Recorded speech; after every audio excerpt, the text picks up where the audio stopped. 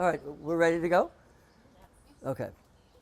Welcome everybody on this beautiful Monday night. We're here at the Brown School and we're going to do a tour throughout the building. We're going to show you the various gauges that we have installed to monitor the existing cracks that are in the building. We are going to pass through the boiler room and come out the other side. And we're also going to go outside and take a look at what these cracks and stuff look like from the exterior of the building.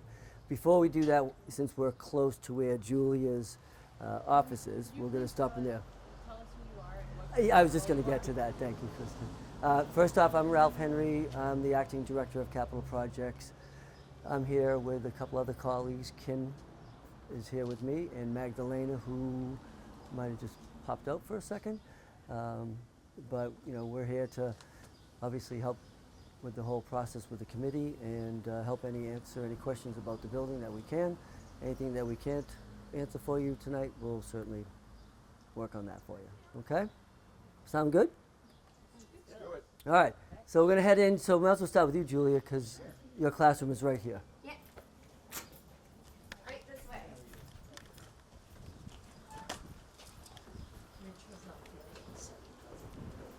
Hello.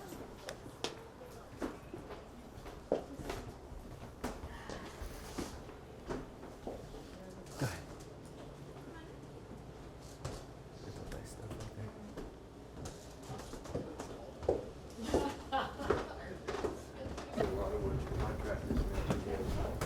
Yeah. Very good, thanks. How are you? How you doing? Yeah, it's a little bit up and down.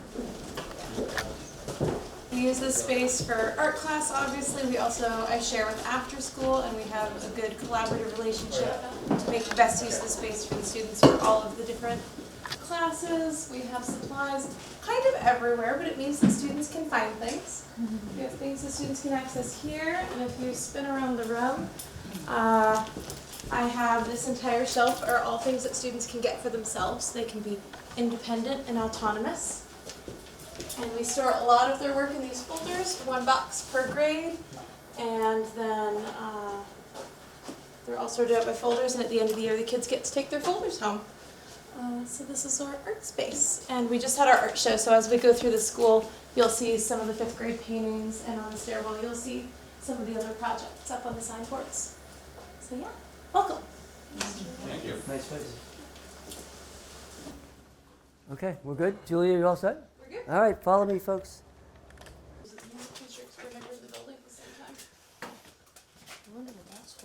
I will filter back out so someone else can do it.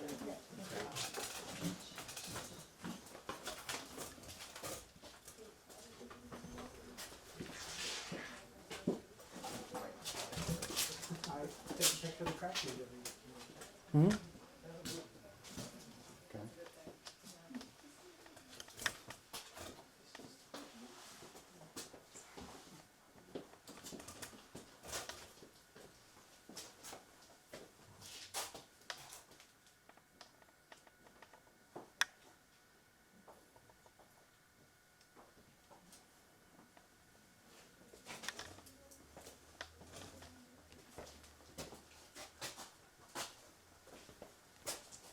Everybody get a chance to go in?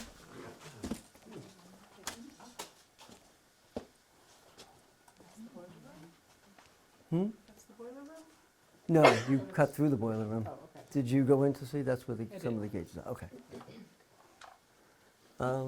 One thing I will note for everybody is we're checking these every quarter. Come down, take photographs, compare what we've seen from the previous quarter, et cetera, et cetera. And we've been doing that for about 2.5 years now. And everything pretty much is stable. We haven't seen any dramatic changes in the measurements over the course of time. Between the changing of the seasons, sometimes you actually see things closing up a tiny bit and then opening back up depending on summer conditions and winter conditions. So, Ralph, how long has that those cracks been in existence? great question. We had some initial reports done structurally on the building in 2009. And during that investigation, the time or the point in time when those occurred could not be determined. The only thing they looked back at was there was a history of some new windows that were installed 40 years prior to 2009, and some of those windows had to be custom fit to accept the trapezoidal shape of the opening. So that gives us somewhere in the 70s, give or take. Now, I can recall, I grew up in the neighborhood here, and that there was a fire in the 80s here.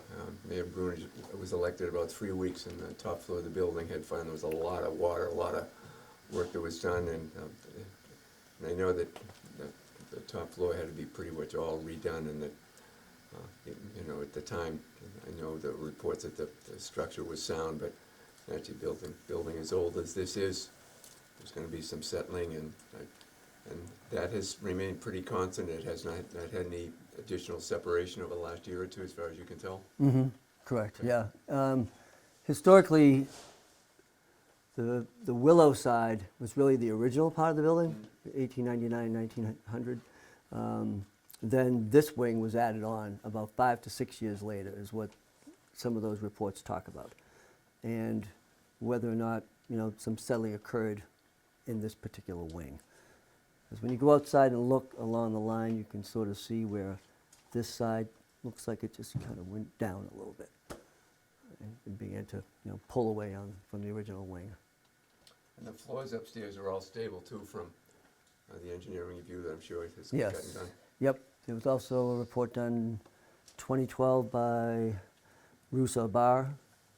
Pretty much the same documentation. Building was walked through, structurally looked at,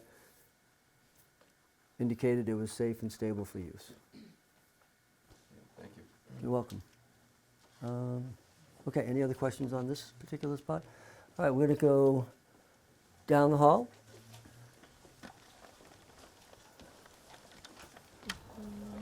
So here we are, basically on the outside of that corner where those of you who went into that little room where the musical instruments were, this is that same corner right here. And the new addition was basically added from this point over. And you can sort of see where it bulged out, and it almost looks like if you follow the line from that side and keep on going, and then you sort of see the little bit of a droop that happens over there. Is that like second story crack? Just same story as the. Yeah, we're gonna go up and look at those together too. Are these the windows that had to be fitted that way? I would assume so, yes.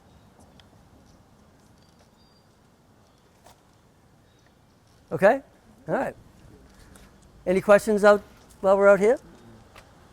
And I think we're going to see the drawings later in the meeting, right? The original drawings No, of the this building? drawings for like possible renovation options. They were indicating I think that particular presentation was going to get postponed without Rich being here, I Okay. believe. Yeah. I think what may be useful just while we're here is that most of the options basically draw a line there and take this whole back half off. Put a whole new back half on. Maybe keep True. the front depending on what they find. So that other diagonal here and there is part of the same kind of movement?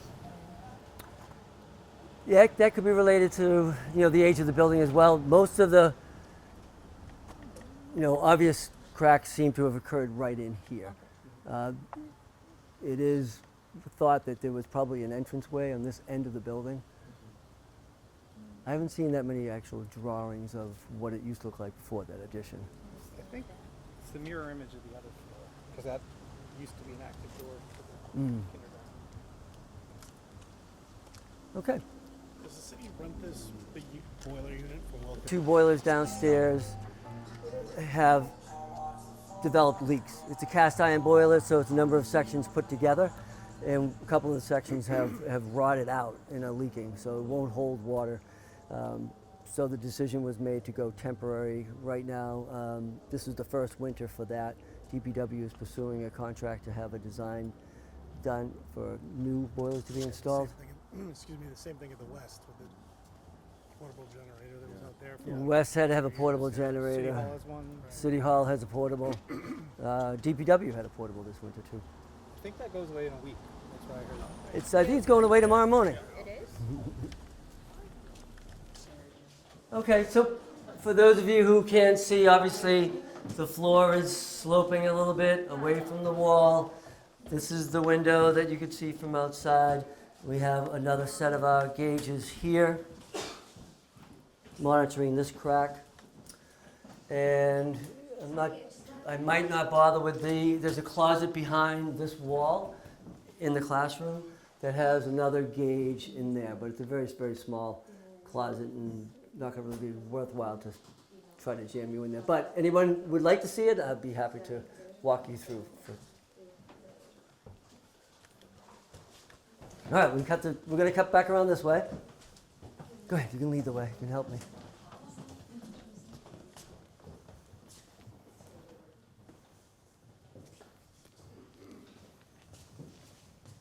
So if you look into the closet to the right, you'll see the other gauge that's monitoring that diagonal crack. Just one second, I'm just going to get people in and also make sure the translation is working for them. Oh, sure, sorry about that.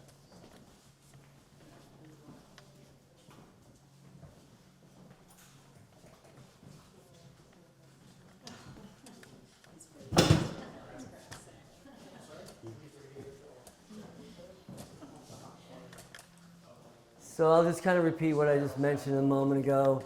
So there is a gauge out in the hallway below that window. There's another gauge that's in the closet to the right if you wish to take a peek at it. Again, it's just monitoring the movement of that crack in there. So do you want to say that one more time? Do you have that set up for Ganya now? Yes. Okay. So say one more time so she can translate. Sure. So on this floor we have two monitoring gauges, one that's out in the hallway, one that's here in the closet, and we're checking these quarterly, every 3 or 4 months, depending on schedules, and collecting that data.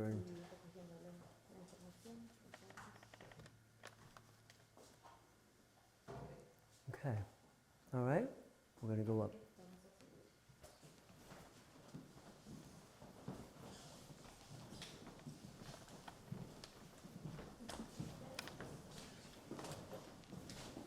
So on this level, again, we have two more gauges. One that's right up above this door. It's a very interesting, very vertical crack. Straight up. And then on to this side to my right, you'll see very similar to what you saw downstairs on the second floor. These windows are right on top of each other. So you can see that the cracking is telescoping its way up through the floors. It's part of the same movement, no? Like that is doing a diagonal because of the brick, and then here is because it's a different, it's not a brick here, it's wall, right? No, Right, no, so that's plaster. It's finding its fastest way to get to that top. Mm-hmm. It was probably just some tension strength that was applied to that. See it as it goes through the ceiling as well. You said there's been no change in the last 2.5 years. Is that when these were put in? No, the gauges were put in 2009. 2009. Okay. What prompted the gauges being put in then? The cracking has been around for a while, and then was Mayor Curtatone, so he asked to have the report done, the investigation conducted, the gauges installed so that we could begin to monitor. And by monitoring, we were able to keep track of what's going on with it.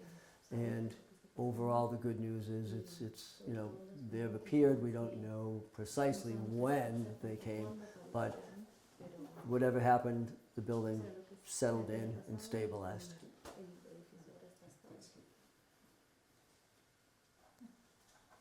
Okay. This is the last set of gauges that we have in the building. And do we want to look at any other classrooms? We had a volunteer to show us his classroom, if you'd like. Is the floor slanting changed over time, or is that No. pretty steady? Yep. It's like Storyland up in New Hampshire. Mm-hmm. crooked houses. My house does the same. It's just, it was built in 1890. So I think we go up to the library from here. Even after we've got renovated, it still has this.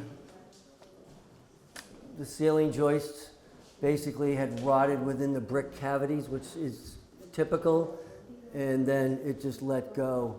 2015 was when we had all the snow. It was all the snow wave, yeah. Yep. May I ask something? Mhm. That all landed That's in also the like where all the balls are trapped when they get Yes, thrown they at get the all top stuck up when there. they get, When was that? Like, what? 2015, it was only had like 3 feet of snow. Back we did on Thursday of last week, in case anyone was wondering. Ralph, can you tell me how long you've been in your role? Can you tell me how long you've been in your role? Approximately a year. Okay. How long have you, so have With- you, in your role, or have you been with the city for how long? 5 years almost. 5 years? Okay. And has the Brown School been a priority for the capital improvement, capital projects in your role, or has there been any discussion on that? There's been some discussion with the master plan that was put out in 2021, which included a lot of other buildings on that. And beyond that, we were looking at roof assessments, mechanical assessments at all the different buildings, which included this one too. Structurally, it was always kind of something to think about, but the capital expense that would have to go into trying to straighten out that would almost leave you towards going to a new addition on it. So it was always just kind of conceptually talked about. You're welcome. Okay. Thank you so much, Ralph, for that. Oh, you're welcome. You're welcome. Good job. Very welcome. All right. So Rich was not able to make it tonight. He was not feeling well. So we sent you those slides, but we're gonna postpone the conversation about that until next meeting. But I did want to take a little bit of time. Switch this to me. Thank you. Thank you. Quick question about that. Yeah. Are we still gonna have sufficient time at the next meeting to talk about feedback from the school committee and stuff like that then? Yes, yes. We're going to figure out how to make all that work. And if we need to make the meeting a little longer, we need to have an extra meeting, we could do whatever we need to do. So I'm regularly updating the work plan. I believe, did we send them out the updated work plan this time? Okay. So you'll see that each month when I send you the work plan, it changes because we add things and we try to make sure, and we move things to make sure that they're fitting the city's information schedule. So we will have to find a way to fit in this conversation. But I think that our community engagement conversation will benefit from the extra time, so there is that upside here. I did want to take a couple of minutes and just give the CAG a chance to share any reflections that you have from our tour, and then really the rest of the meeting today will be dedicated to the community engagement, and we'll come back to talking about the question of, now that you've sort of seen the Brown School, how that will fit into your recommendations and your options. So before we go any further, just want to open it up to the CAG. Any reflections that you had from what you just saw or what you know about the Brown School? Yeah. One thing before Yeah. we do that, since we do have IAM people here, and I know Rich isn't here, is there like a really top line level of an MSBA update? Is there any top line MSBA update? Is there anyone who is able to give? I can give it Yeah, quick perfect. recap. Hi everyone, again, my name is Mahin. I'm with the Capital Projects. As the project manager, will be working with Rich in this project as well. So the city has been working with MSBA to provide all the prerequisition and administrative documents that the MSBA require. And we had a OPM panel review meeting with MSBA and the city's preferred consultants PMA today. The goal is to PMA to introduce themselves to the MSBA and answer any questions that the MSBA have, and once the approval and contract is all executed, the city preferred OPM will help us find the designer, and then the next steps and process will follow. That's all That's- on track with the same timelines as Yes, yes. You have the building committee met? Not yet, but Rich will give about the building committee update soon as well. Okay, thanks. All right. So any reflections from the tour? Any thoughts or just what's on your mind about the Brown School and how it fits in as it? I'm going to take them from here first, and I'll come to you at the end, okay? Yeah.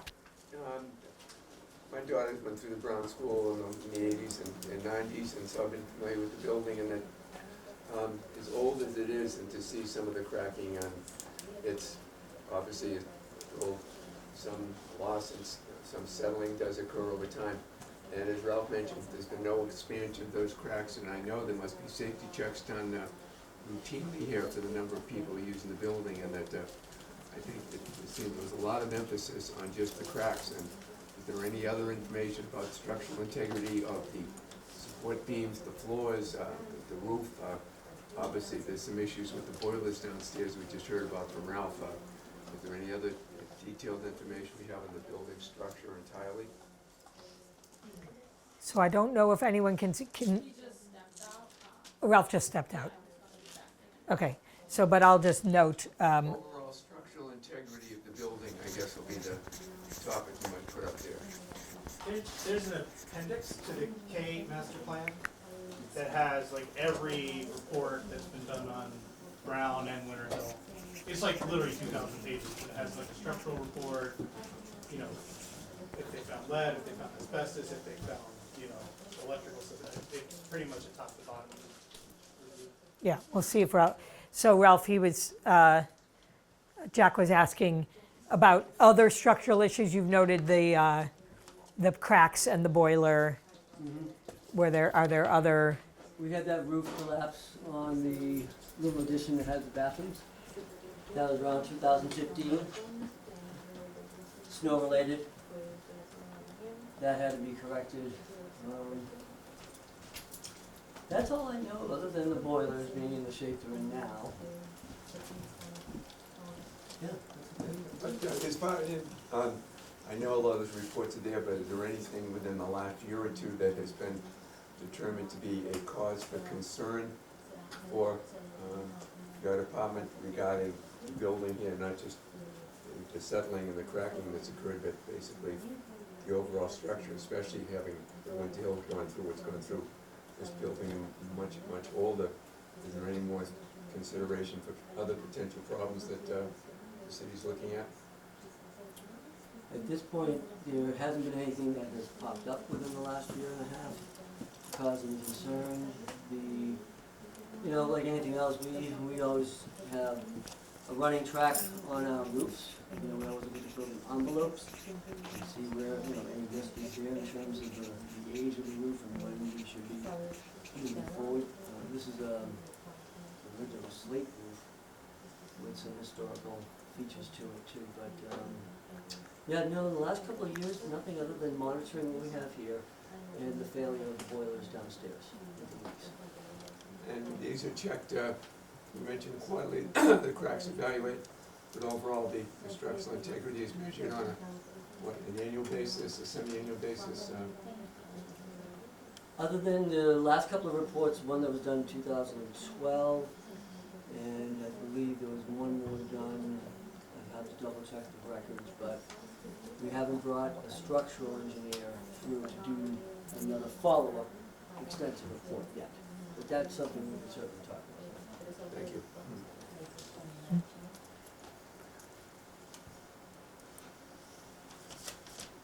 Yeah. Thank you for letting us in here, or having us in here. I haven't been in the building before, so it's just useful to see it. I'm not a building expert, so I can't say for sure. I can't decide whether I'm like more relieved knowing that like, you know, the cracks are stable, like, you know, cracks may have been around since the 70s or 80s, or more concerned, like just seeing the degree of the cracks and their prevalence throughout the building, knowing that they have been around for a number of years. I guess I'm just like curious other people's reactions based on that, and especially with regard to like the implications then for our decisions regarding whether a tour like this or like better understanding the building might feel like, oh, we should more quickly take advantage of the potential state funding that would come with rebuilding a school that would combine the Brown and the Hill schools, or this building has its charm and appeal and you know, particular place in the neighborhood such that we should spend extra on our own as a city to, at some point in the future, renovate it. I mean, when my reaction, and mentioned this to a couple of people while we were walking around, is, you know, this, my house was built around the same time as this school, and it's very familiar feeling in that sense, where there's just some cracks and some stuff that's there, and it's very consistent with what, again, I am not a structural engineer by any means, it's consistent with what I understand about those schools. I mean, there's a reason schools from the 80s are collapsing faster than schools from the 1880s or 1890s. It's just the construction here, even with cracks, felt good, and I felt very relieved at the degree of monitoring. I've never been in here myself either.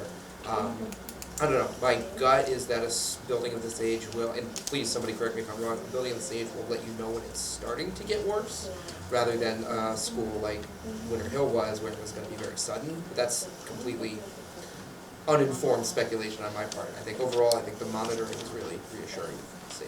I don't have a feeling about how it impacts the decision one way or the other. I feel like there's, you know, roof and boiler, things that can be fixed like that aside, it doesn't feel like it's any more or less urgent than I thought of before. So I missed this 2 hours here last week. And one of the things that struck me was I went back to my first visit 10 years ago now, and what struck me was, to your point, how stable the cracks are. Because yeah, when I first saw them 10 years ago, I was horrified, but they're pretty stable, as stable as cracks can be, I guess.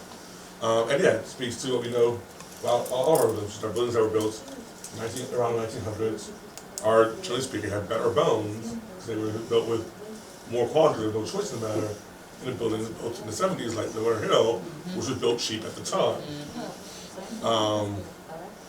Now, so from a purely, is this building going to collapse on a standpoint of the Winter Hill, I don't know if there's pressing urgency, but, and you know, when you're in here you see it, this is not a 21st century school facility, and the property is so small that it could not be renovated or rebuilt into a 21st century learning facility without doing it in a day for properties around it.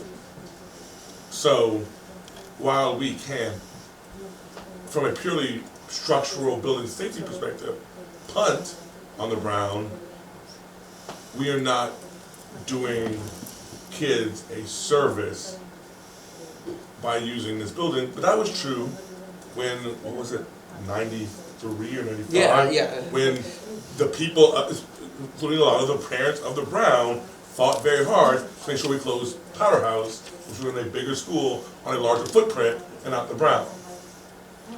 So we are living with decisions that were made consciously, not within living memory. Yeah, I was just going to mention that, I mean, I think we're comparing two schools that have different problems, because I think the Winter Hill School obviously had a structural problem. I don't think this building has a structural problem, it has a code problem. There's no elevators, it's not compliant, it's not ADA accessible. I mean, it's a bit of a, you know, you would never build a building this way anymore. It will not be within regulations like period. The moment you start amending this building, it opens, it's a can of worms. So the moment that you start putting an elevator and making it accessible, that it requires a lot of things that will, unless it's grandfathered in, and it's like, in a way they let us keep it as historically. We're this close to that line already. Right, so, but if a kid is on a wheelchair, or if a parent is on a wheelchair, or if a teacher is on crutches or whatever, there's no way to move around. So that's, to me, the problem in this building is that, not necessarily the construction. The envelope can be fixed as well with money, but it's that kind of basic infrastructure of the building that will, the moment it gets repaired, it has to be addressed by code. There's no way not to do it. Yeah, to me, this is just super helpful to see, because just when we're talking about the money that we're gonna spend and what we're gonna do with the whole project, 30,000 feet out, it's like this building cannot be renovated. Like the second you open up one wall, the whole thing has to be gutted. Like just seeing the exposed pipes everywhere, it needs to be torn down. And what you would have to do in here structurally, just with the floor joist, you probably know, like the floor, just everything would have to, like it's got to be a shell, and the cost of that would just be astronomical.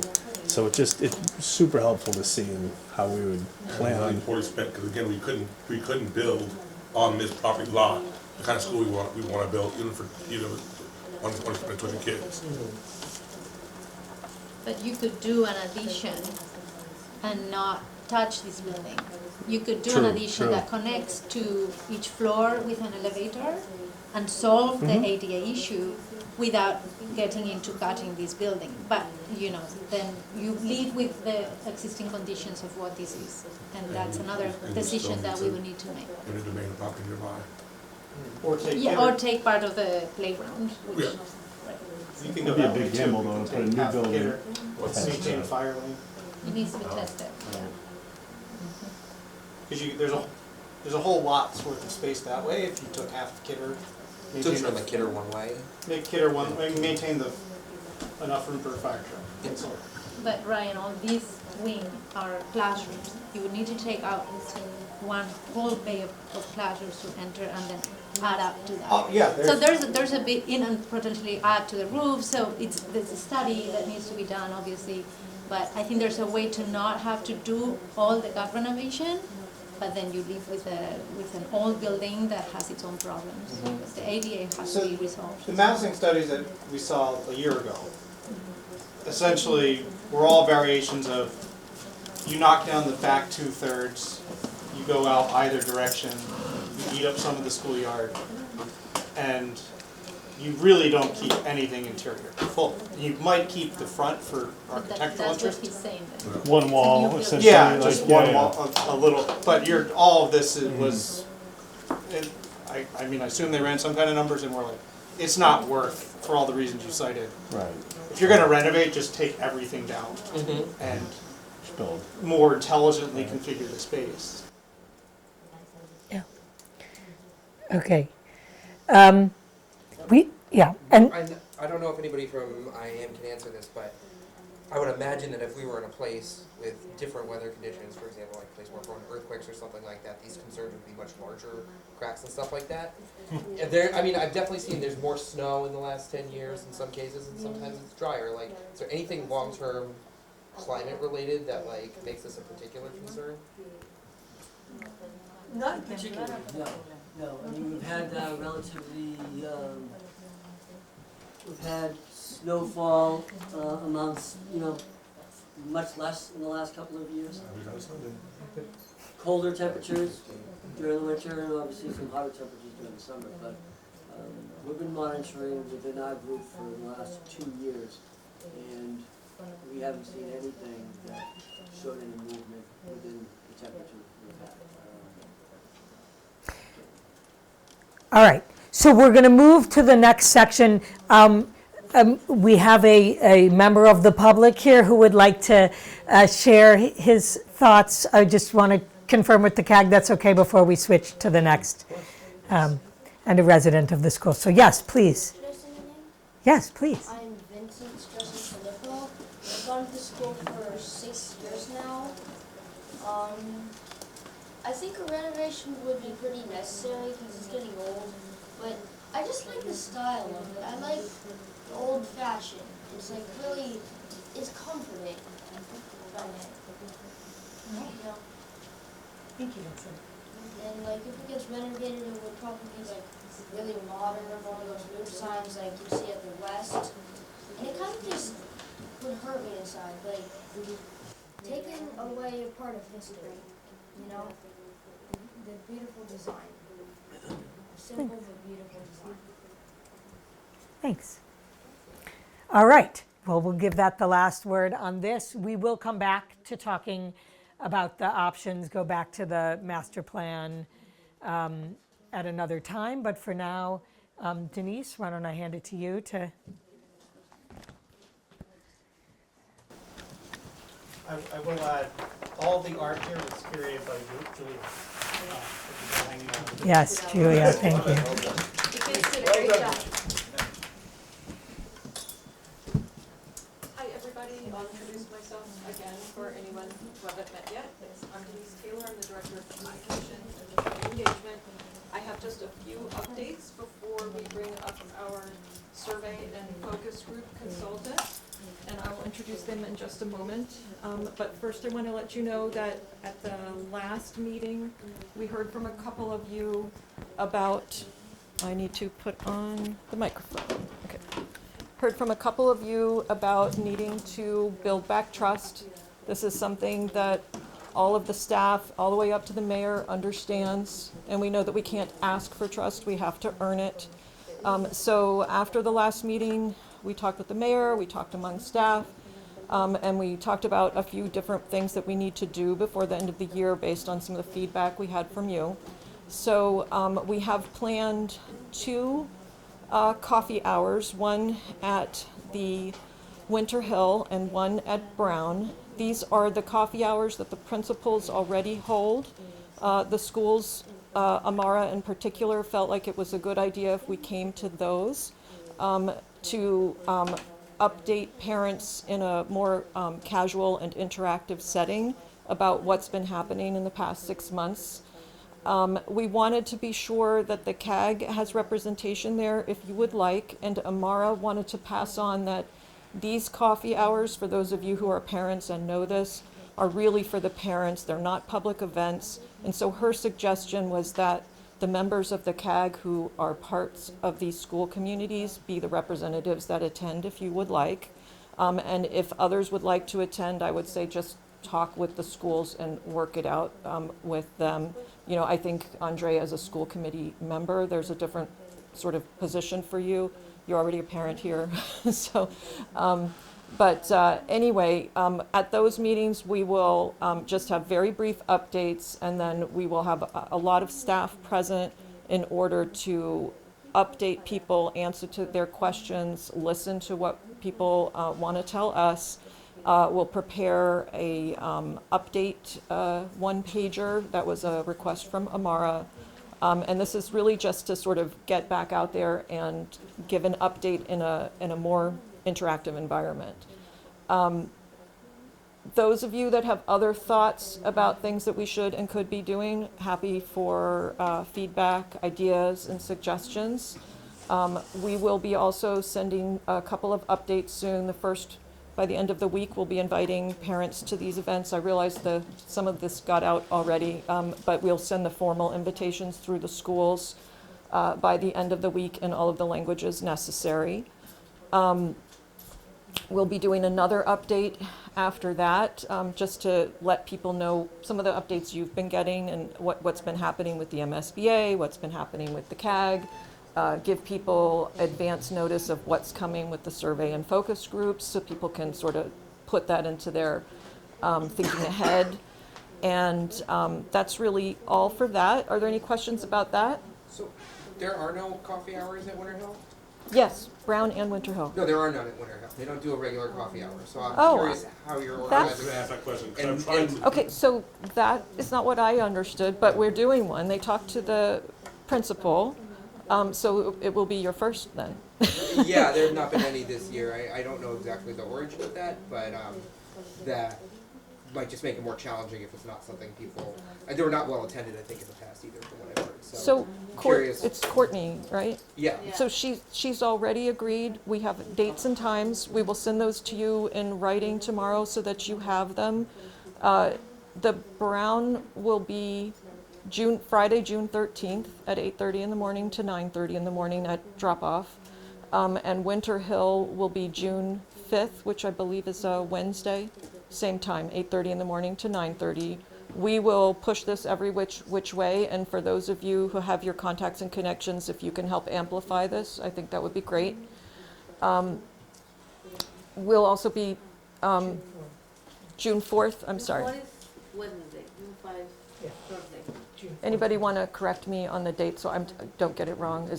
It's June 4th, Wednesday, June 4th. We'll send it to you in writing. Don't just take my word for it.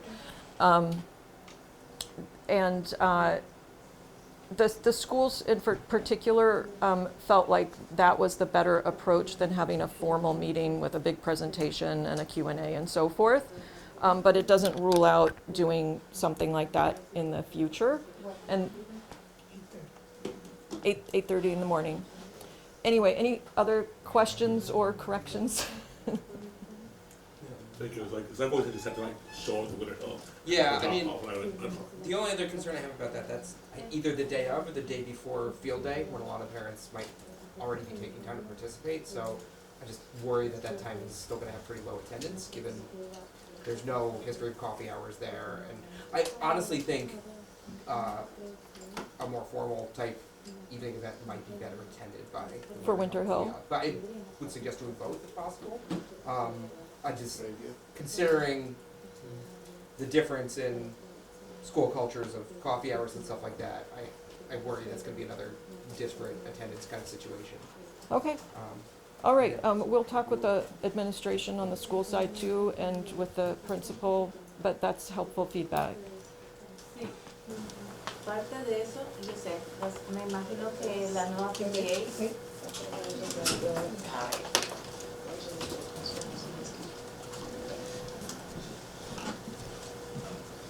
imagino que la nueva PTA de Winter Hill quitó las coffee hours porque de verdad no teníamos esa tendencia. Yo pasé 2 años tratando de reunir a los padres. Les juro que hicimos de todo, hicimos rifas, trajimos personas para dar charlas motivacionales. Nos quedábamos afuera tratando de jalar a los papás que llegaban a dejar a sus hijos.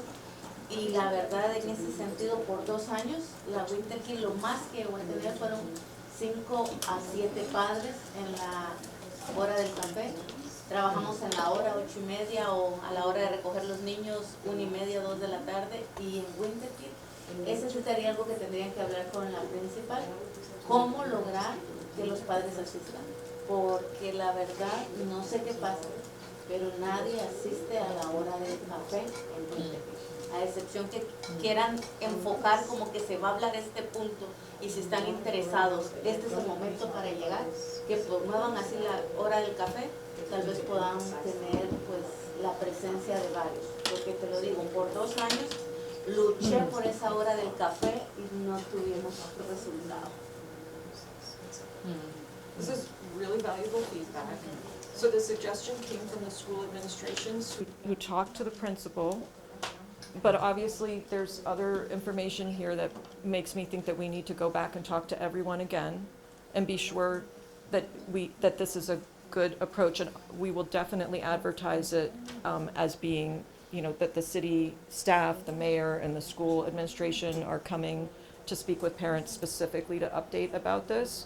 But if the timing and the place are not right, we either do this plus something else or we readjust. So we'll take that feedback to heart and go back and talk to folks about it.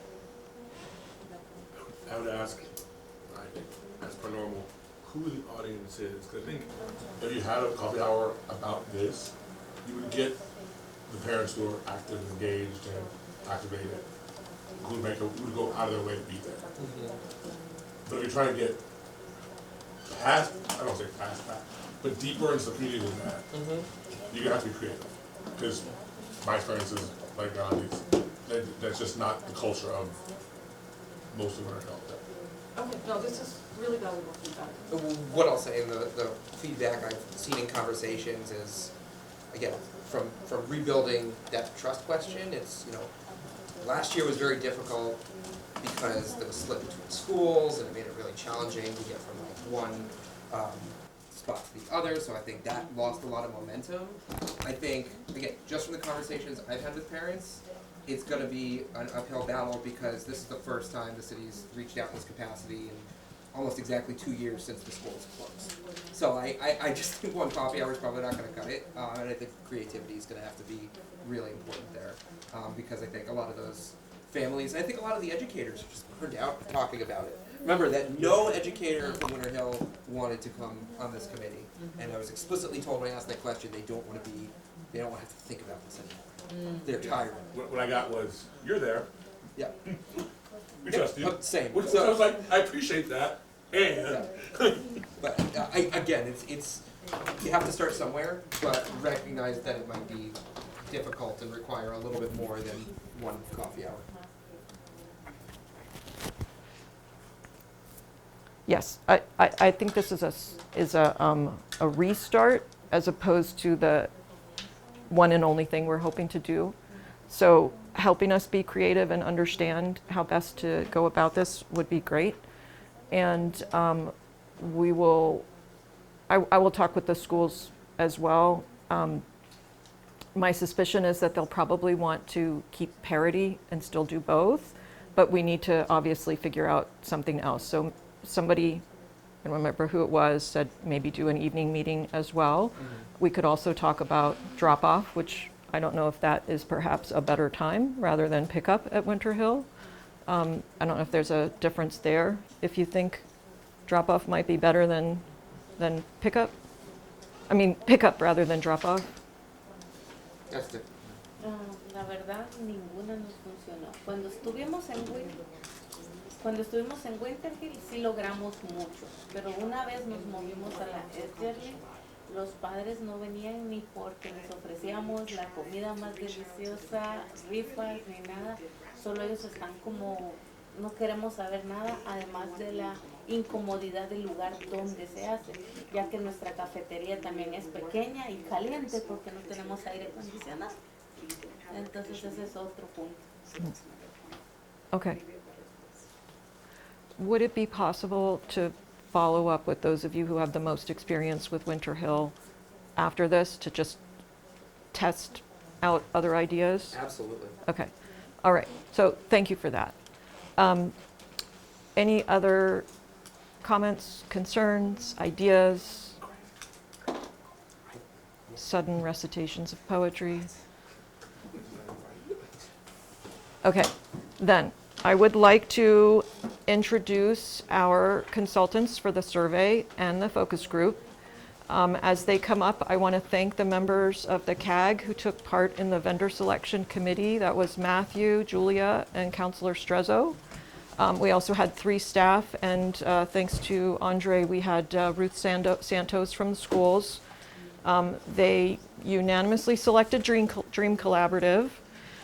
This is Diana Marsh, and I don't want to get your title wrong, so I'm going to read the notes. Diana Marsh is the Director of Urban Design and Planning, and Rosa Herrera is the Senior Urban Planner. They are a Boston-based company that has 16 years of experience working with diverse populations, really great credentials in terms of working thoughtfully and inclusively. I just want to read you here a little bit from an answer they gave us, which is they've been working with diverse populations throughout the greater Boston area. Diana is a Somerville resident and a former Kennedy School parent who is familiar with the history of Winter Hill and the Brown. Rosa Herrera has 3 years of previous planning work experience serving neighborhoods in East Boston, Dorchester, and Mattapan, 3 of the Boston neighborhoods with the highest percentage of immigrant and minority populations. Some of the strategies that they use for all engagement are to make it fun and convenient. Accessible engagement takes work, but it shouldn't feel like it. They emphasize being clear, honest, and authentic. And they are also always keeping in mind to be mindful and meaningful. Don't waste people's time. Assume power and history are present in our work and our engagement. I'm going to let them introduce themselves, and I'll just say one more thing. And that is that they have ramped up extremely quickly to get oriented here. So they have digested a lot of information in a short amount of time and have an impressive handle on all of it. However, it is a lot. So if they say something that is not quite right and you know it isn't, then if you want to offer supportive correction, that would be great. We will do the same. The idea here is to be sure that if they give an example that is not quite accurate, we don't want to have it out there as if it's correct when it's not. I will pass it over to you, and do we have a second mic or just the one? Okay. So I'm going to give you a mic to click on for the recording. All right. Should I do it? Sure, we can tag team. So, hello everybody. It's really nice to see you. Thank you again for selecting us. It's an honor. We've been trying to work with the city of Somerville for a while, and this is a dream that came true. And we are just going to introduce ourselves. But first of all, if you need to move, don't feel that you can't. Okay, this is a conversation among friends. We don't want this just one way, like us talking to you. We have a presentation just because we wanted to have something to look at, to ground our work and our conversation. But this is, again, our first time meeting you. And it's been, weeks, 2 weeks really, that we've been getting familiar with the topic. So thank you, Denise, for bringing that up, that again, we are facilitators. We are helping with the community engagement, but we are not subject matter experts. You are. So please, we need all the information that we need from you in order to make this a success. And I'm just going to point out also I'm a native Spanish speaker, so I'm happy obviously to have conversations with anybody in Spanish on the side. So Diana, you want to introduce yourself? So Denise did it.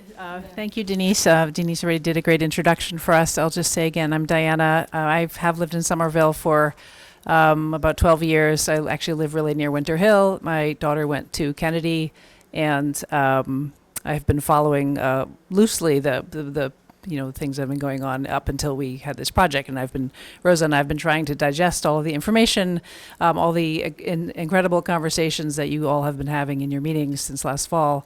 And so Rosa and I are both urban planners. Even though our firm is an architecture and urban planning firm, Rosa and I are the planning side. So we are familiar with architecture, but we really like to look at things from a holistic perspective. We like to think about how buildings and spaces can be successful for people. And we try to always make sure that we're thinking about all the different potential users of a space, and particularly trying to reach out to underserved communities and the kind of people that you don't normally see at public meetings. And a lot of our work, as Denise has summarized, is in places like Dorchester and Roxbury, and a lot of gateway cities across the state, where we're really trying to help people who don't typically have a voice help shape the future of their communities. So I look forward to talking with you today. That was a lot of us talking, and we have an icebreaker because we want to get to know you, right? This is about building trust, and as people, we want to get to know you because people are the people that make the things, right? And this process is about rebuilding and trust and learning, and what to make the successful survey, to learn about the questions, about the information, but also about the way to pose that. So I have an icebreaker question for everybody. I can start. So I'm Rosa Herrero, and I would like to know your favorite memory about a school, either the school that you went to or the school that your kid went to. And is it okay if I pass the mic? I think I can just do it like TV style. So we're going to just start like this. Again, my name is Jack Conley. 3 of my daughters went here to the Brown School in the late 80s and during the 90s. All of them did extremely well here, enjoyed their friends, classmates, teachers, moved on to the Kennedy, and thanks to the great job there at the Kennedy and then at the high school, they all have gone on to 4-year schools, did well, and the foundation all started here at the Brown School. So preserving the educational aspects of the Brown, despite the lack of physical accommodations.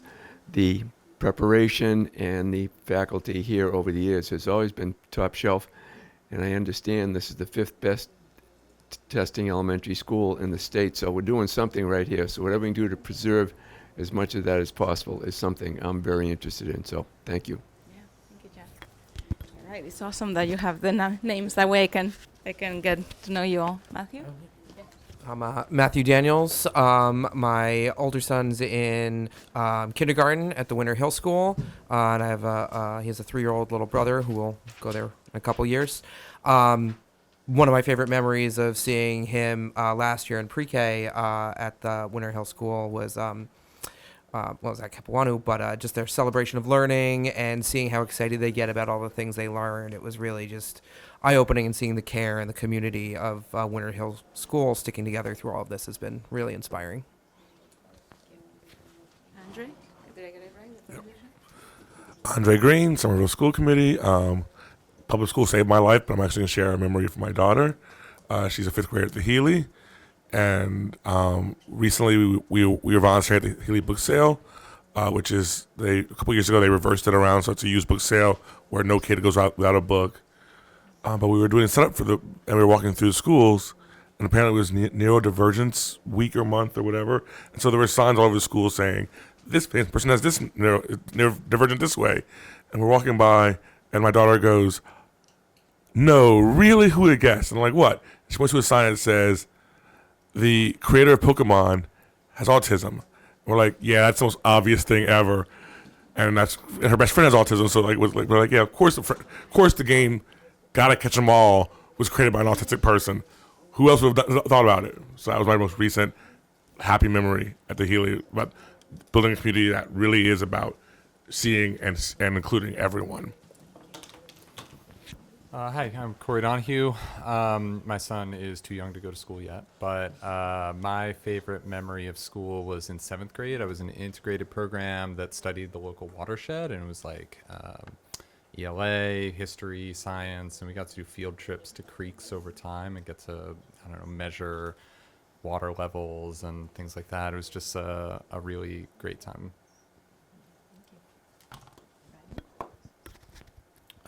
Sure. My Ryan Williams. I'm with the Council PTAs. My own personal memories of school was going to my dad's classroom like every night when I was a kid, because he was a 4th grade teacher. So we just spent every night in his classroom grading papers. For my own kids, it's been just walking to school. That's like, there's a lot of very specific memories, but that's just getting up every morning, walking to school. It's the best part of my day. Hi, Counselor Kristen Strezzo. I'm going to pass on a memory or something. Allow the space, and if I can think of one, I'll come up with one. I'm sorry, I completely missed what you said because you speak a little. Can you repeat that? I'll come back. Oh, she just asked. Hi, I'm Julia Ostine. I'm the visual art teacher at the Brown and the Capuano. I actually have very fond memories of the Healy too. I did my student teaching there, and I worked in after school there for a year and a half, so I know some of the kiddos. It's a great school, and their coordinator is fantastic too. She's awesome. But I think my fond memory, I had great teachers when I was a kid. I had a high school teacher in particular who inspired me to do my current job. But I think actually my favorite memory that comes to the top of my head is this year and last year even more so.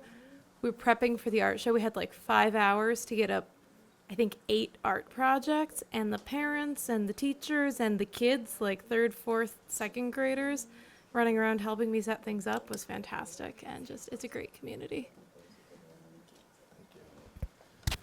Hey everybody, my name's Matt Roberts. I'm a West parent. I have a son who's in 3rd grade at the West Somerville Neighborhood School.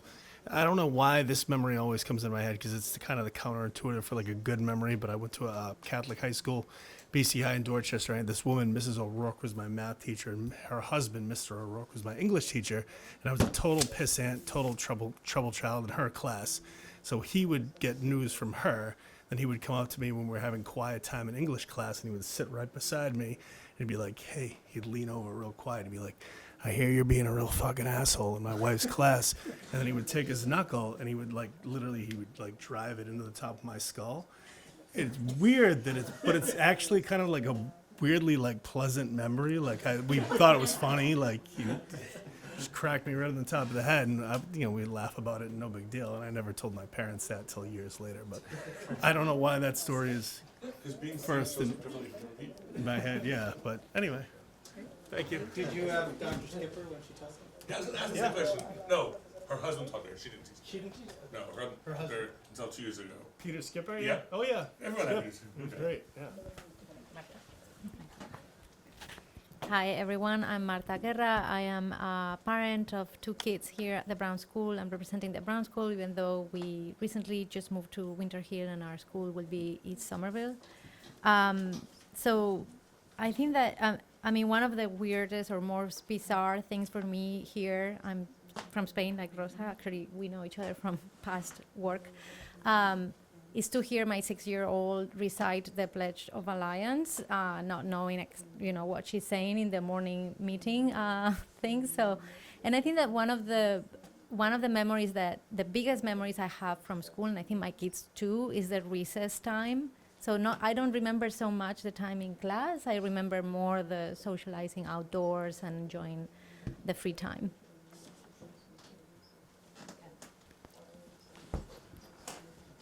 Okay. Mi nombre es Gandhi Aldana.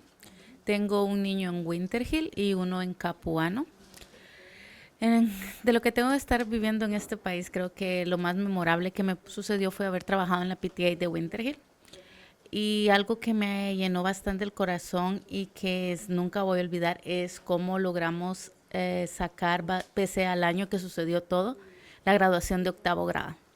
Cuando toda la comunidad se unió a darles de todo a los niños para que su último año en la escuela no fuera su recuerdo lo que sucedió, que estuvimos en la Universidad TAF, que nos movimos a varios lados y que a pesar que no teníamos ni un centavo para ayudarles a hacer nada, la comunidad se encargó de llevar los negocios locales, les pagaron sus viajes, les pagaron un día de inflables para brincar.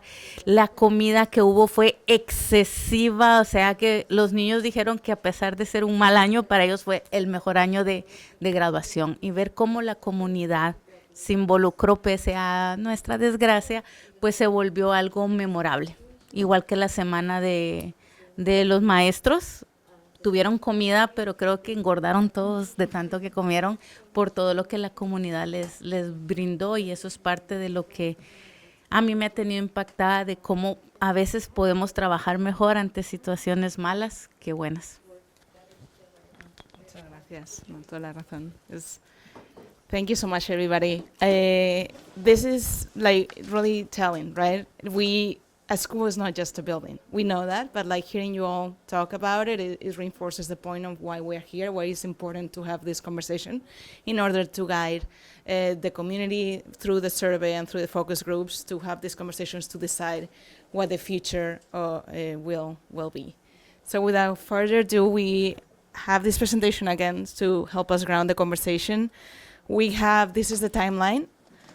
We are over here, and as you all know, we are jumping into this train that has been moving for a while.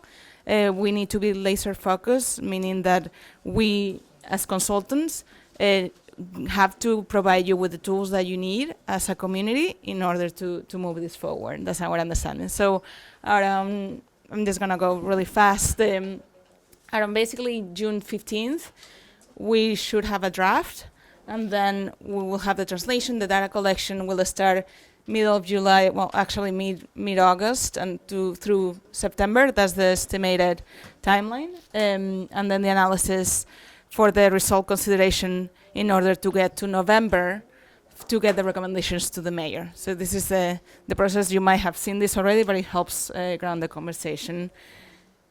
Then again, your role, you are here today because you care about this and to help us guide the process.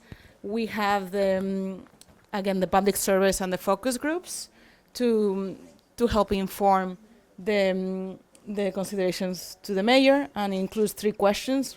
Where should a new Winter Hill School be located? Should it include the Brown School? Or if not, where should the Brown School be, or what would it be the plan for the? I misspoke there. What would be the plan for the Brown? What do these choices mean for Somerville School District and the city as a whole?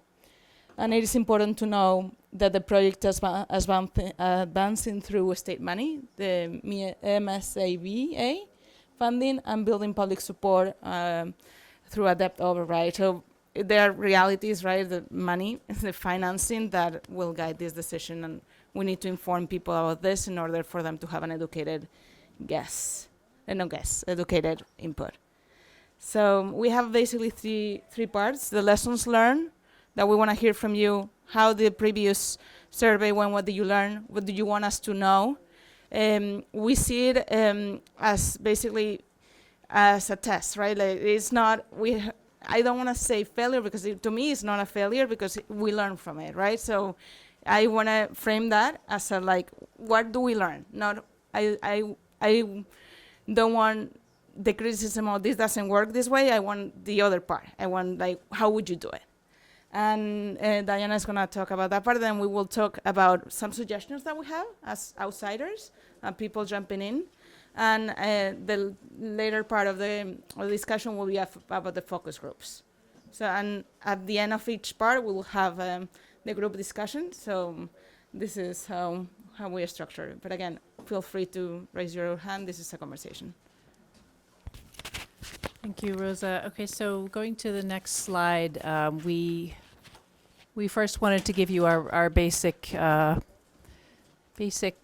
first impressions from what we've seen in the, not a lot of time that we've had to look through the materials in the past, but our first impressions from seeing the previous survey that was done in January and some other ideas we had, and then we would love to hear from you, of course, what more nuance and more information about what you've heard from the survey. We are interested to talk with you tonight about these kind of large topics. What topics are best addressed in the survey that we understand is going to go out through the whole city, and it should be tailored to both people that are in the school system as well as the other people who live in the city who are going to be voting on the debt override, and also just helping to build awareness in the city for these issues that you're wrestling with. And then the focus groups. We have a section to talk with you later tonight about what topics are best addressed, maybe only through the focus groups, or there's some topics that you want to get at a high level in the survey and then get into more detail with the focus groups. We understand another purpose of the focus groups might be to help reach out to certain populations or communities that might not be that aware of the survey, or to help boost their input and involvement in the survey as well. And so looking at the survey ourselves, with the 12 questions that went out in January,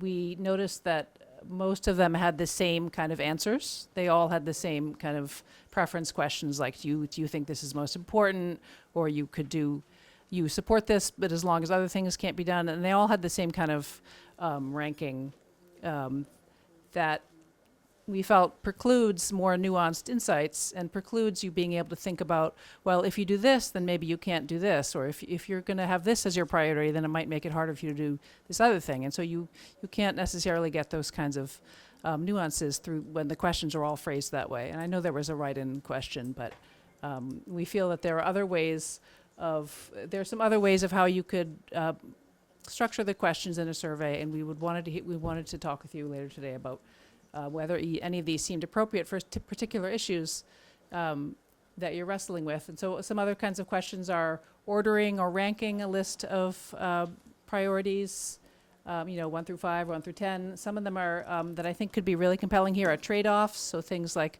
what are the benefits of a big school versus a small school, and what does that mean for other types of goals that the city has, such as walkability or efficiency or size, or what kind of features you might have in the school. And another idea is possibly to do something like a budget. And I don't mean like literally a cost budget, but kind of the idea of different buckets of priorities. And you could ask people a question that's almost more like a game, like if you had 10 points, how would you allocate them among these 5 things? And so that way somebody could say, I want to put all the points on one thing, or I want to distribute them equally between 2 of these things, or I think it's okay to spread them all evenly. And that's a little different than ranking them, because they could they could give more to some things and less to others. And then we're also curious, Rosa and I were curious whether there's any interest in providing a little bit more information, either on the survey or on something like a website or something for more information on the schools. And I understand that some kind of website is under development now from the city. Yeah, and I know that on the survey you have to keep it brief and it has to be able to be easily translated and accessible to people of different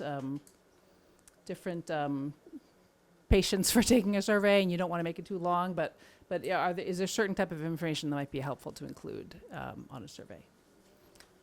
And let's see. Okay, I think Rosa? Yeah. So now is your time to, after all that you have been through and we share with you, are there topics that should be included or removed? Do you have any more feedback on how the questions were framed? What additional information or graphics will have helped? Again, these are the questions that we had for you, but if you have any other feedback about that, we are here to listen. And this is more feedback, I think, Yeah. about the prior survey. And Yes. Our next section is talking about how you could do the new survey. Oh, if it's about the prior, then I'm for the future one. Okay. I just have a question, and I think we covered it, but I don't remember. The survey goes to everyone, but then the question of the debt override only affects the taxpayers? Like, how do we manage that conversation, like that? I think everybody who can vote in Somerville can vote on the debt override. Right, it's Okay, citizens. all right. Well, so it's all residents, regardless of, It's All citizens, yeah. okay. Citizens, so non-citizens wouldn't be able to To vote. vote, yeah. I mean, they still have opinions and talk about it, and I hope citizens listen to the opinions of non-citizens who are still taxpayers and citizens. But until we get the law changed, they can't vote. Yeah, they're still paying taxes. Right. Just, So, I mean, kind of, I think the way, and I don't have the previous survey, and I don't know if it's accessible anymore, because I think it'd be good to reference some of those questions in this discussion. I don't know if you guys have a copy on hand.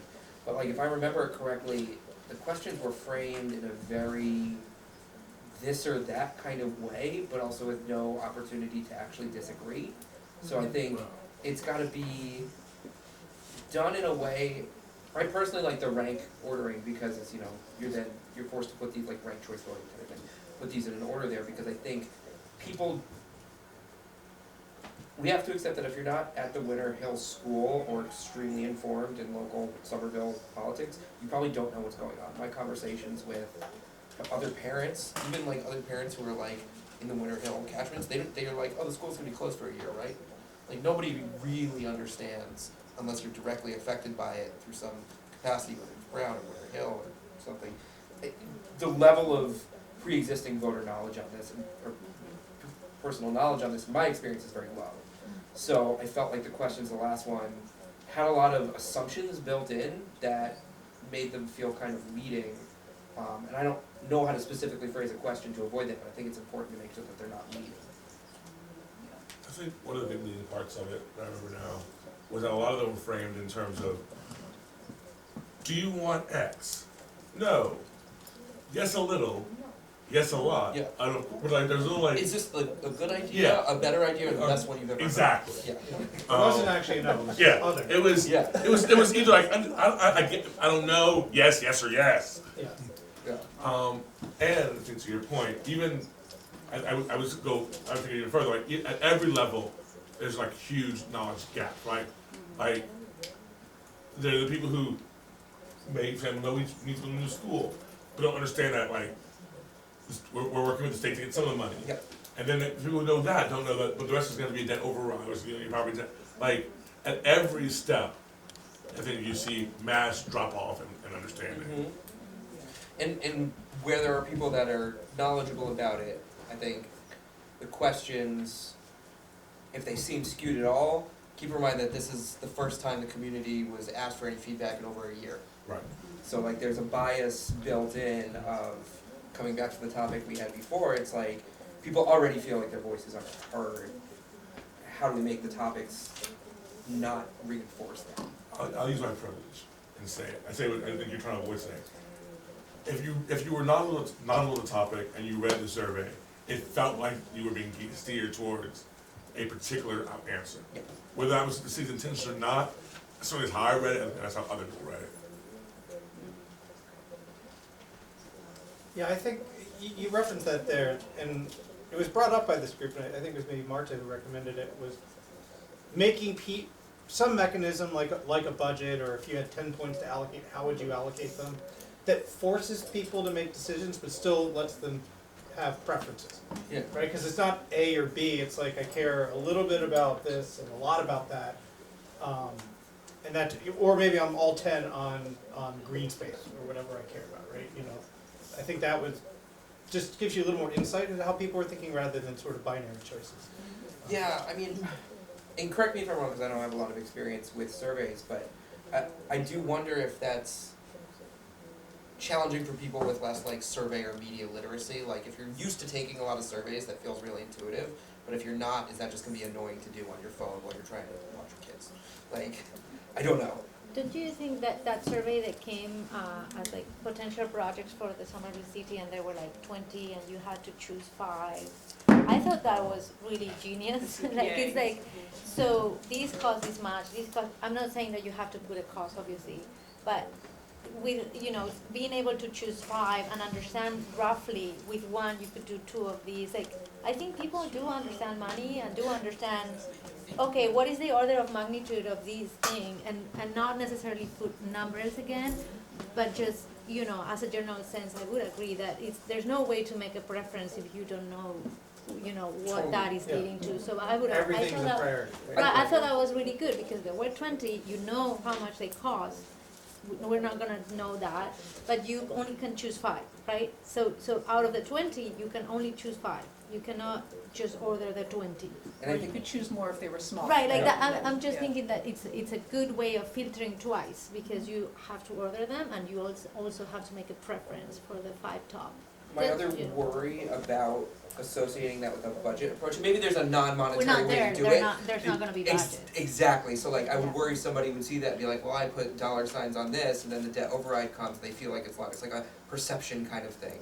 Because I think you at least have with the community, with the participatory budgeting, I agree that worked really well because we knew exactly what those costs were. But would it make sense to include things like, would you rather have extra space even if the city had to pay for it? Like these things that we're trying to understand if they would get a positive debt override, if we wanted to add an extra gym or a pool, would we want to ask, I don't know how, because obviously you don't want to get so detailed, but would it be palatable to you to pay more for more space or for more amenities or for things that everyone would enjoy in the community, not only the kids? Just one. Yeah. I wish to see in the future survey discussing the number. Are you comfortable, survey taker, with if this is a new school coming forward, are you comfortable with a 900 student school enveloping 2 schools as that? And if you are comfortable, I want to see the number, 900 students, with this being the largest school project to date of any of the smaller classroom sizes, K through 8. And is the school district well positioned to handle the first 900 student school in the district? And what is, because previous to that is a 600-ish student school. So this would be, are you comfortable voting for a 900 student school in place of what we have now? Bringing the size. 900 student school, the largest school that we will be taking on if this is one of the plans that goes through. And that's the tricky thing about the survey because there's so much information and so many nuances and trade-offs But that you could that have. has to be in there. voter are you comfortable with a 900 student school? Is this district prepared to handle a 900 student school? How would a Yeah. person taking the survey know that? I think they should also know what they're voting on. Yeah, but voting on it later is not the same as a survey, right? Like, you could not have the knowledge about whether or not the district is capable of doing that. And I think if it's something that's decided, the district has to make the pitch about why we can achieve it, which is, again, back to the school committee question. It's really hard to do any of these things without input from the school committee. We're supposed to be, we're starting to talk, I think, next week. But I would say something you know, and I just want to say for everyone, we all have to remember that, like, it's an ironclad rule of surveys that every new question, reduced number of people who will fill it, who will answer any questions. So we gotta really prioritize the things we think we have to know. And to your point, I would prioritize the things that don't require deep knowledge of schools. And respectfully, while I understand why it's an important question, I just don't know how many voters understand the difference between a 900-person school and a 600-person school or a 1,200-person school. So like, I would wonder if that would be one of the most important things we could do in a survey question. The other piece of feedback I heard was, why don't we just get to the point? Ask, do you want a school? Do you want to combine the schools? Do you want it at Drum? Do you want it where? Just 3 questions. And I get why that's probably not ideal either, but people were a little frustrated that, at least, again, the people I talked to, that the last survey didn't get to the point of those questions. So that's what is there support for a school at Trumfield? Yeah. Is there a support for combining Yes. these 2 schools? Right. Those are the only 2 questions that I think people are actually want to Right. answer. Well, I think- the other, Sorry. I was just gonna say, everyone I talked to who's not a parent only cares about Trump. Like, they don't care if this school's here or that Yes. school's Right. there. Like, there's more voters who care about Trump Field than there are, there's what, maybe 8,000 parents in the whole city? We have that, yeah. Some, rough, 5,000 students Yeah, about that. yeah, 8,000 sounds like a reasonable guess. But Yeah. So, and there's 80,000 people, and I don't know how many, 40, 50,000 voters. And I'm saying a good chunk of those 8,000 parents, to our earlier point, aren't citizens. I feel like, so the prior survey, my impression is like, it was asking about a number of these different features, like walkability, maybe budget, like size of school, location, things like that.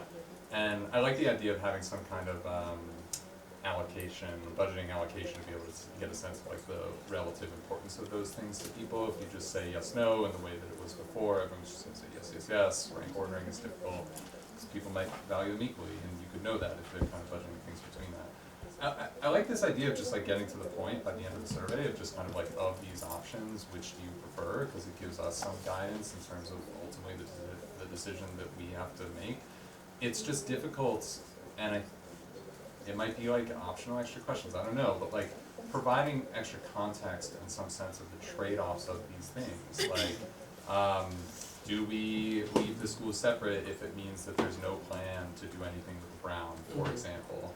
Do we combine them if it means that it's a larger school, 900 students or whatever? Like giving some sense in the question itself, doesn't have to be super extensive, but a little bit of the trade-offs so that people have a sense of just like, it's not just 1 or 2 schools, it's 1 or 2 schools with these different caveats. And, yeah. We're gonna take a couple more comments and then go to the next one, because we are already talking about like what we wanna see in the survey, right? Yeah, I So would just, maybe one, I yeah. want to caveat that because without the real study of whether any of those sites can actually take the building, I think that asking people what you prefer and then it's not feasible, it's gonna be even more frustrating than just testing the waters. Like, I think that survey is not to ask people what they want, because we don't even know if the building fits in the Winter Hill site. I think Rich said it pretty clearly would last time. Mm-hmm. You just said Yeah. you might have to add an extra floor if you wanted to go up to 900 Yeah. students. That's not what I heard. That's not what I heard either. No, like, not at all. Yeah. Yeah, I did not hear him say you can get 100 people. Not at all. Not It's quite on the Sycamore? opposite, Yeah. actually. No, He said there is a little more work to do to make sure that is the case. Because I remember having this conversation with a parent who lives in that area, and they said if they had to add 3 more floors, they would support it. Like, I brought that up and said maybe if you have 6 or 7 stories high, that would feed, and that's something that would affect the community because it would have shadows. Like, I just think that we shouldn't just ask the question and put it on someone else because that's not on the voters. That's our problem. Like, it's our prerogative, not theirs. That's my only question. Gandhi, and then we're gonna move to the. Sí, prácticamente la idea de la encuesta, lo que no nos gustó del anterior es que se puede decir se redundaba, se guiaba y se dejaba mucho que pensar sin llegar a lo que aquí estamos.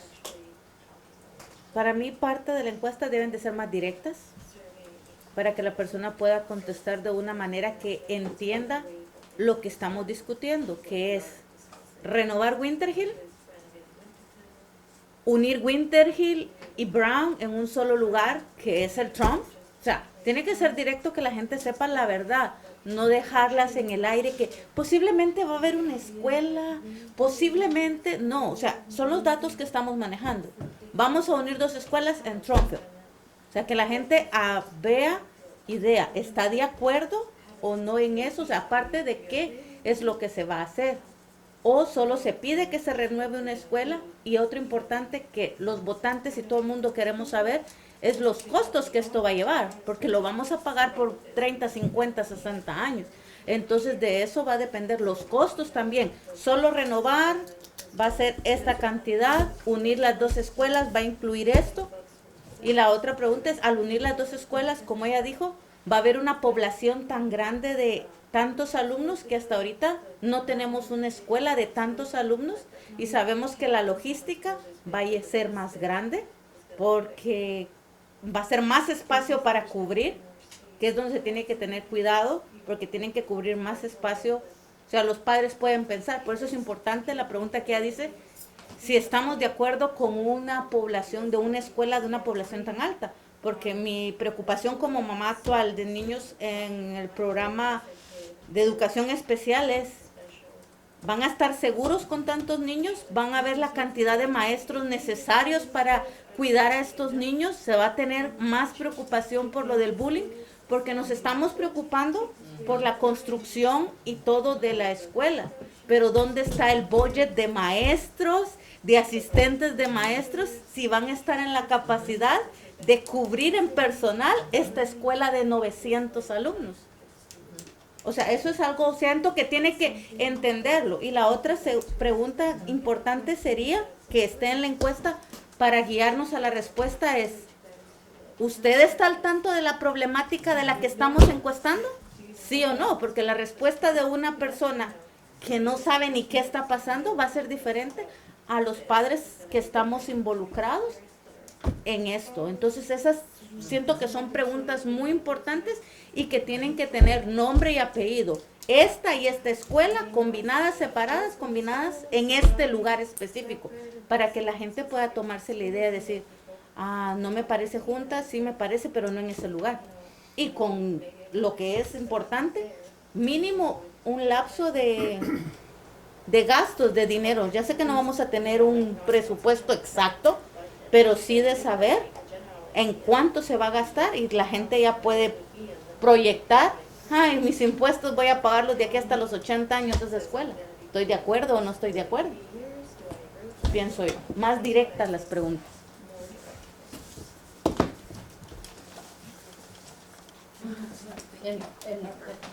And on Gadi's point, because that's right. Because we have to also remember that it isn't just a building decision. At the end of the day, these are still 900 stories of 900 individual kids or X amount of families whose lives will be deeply impacted, not just whether or not there's a tax override, but the lives that will be changed and altered of the souls who go into this building. And as we make the decision with that, and how this will impact families and children's lives. And I think that can't be forgotten in all this as well. It isn't a cut and dry decision of just money and structure and brick and cement. That's important, of course, that's why we're part of here too, but we have to remember how our also decisions impact that and Somerville residents who will enter any building we discuss.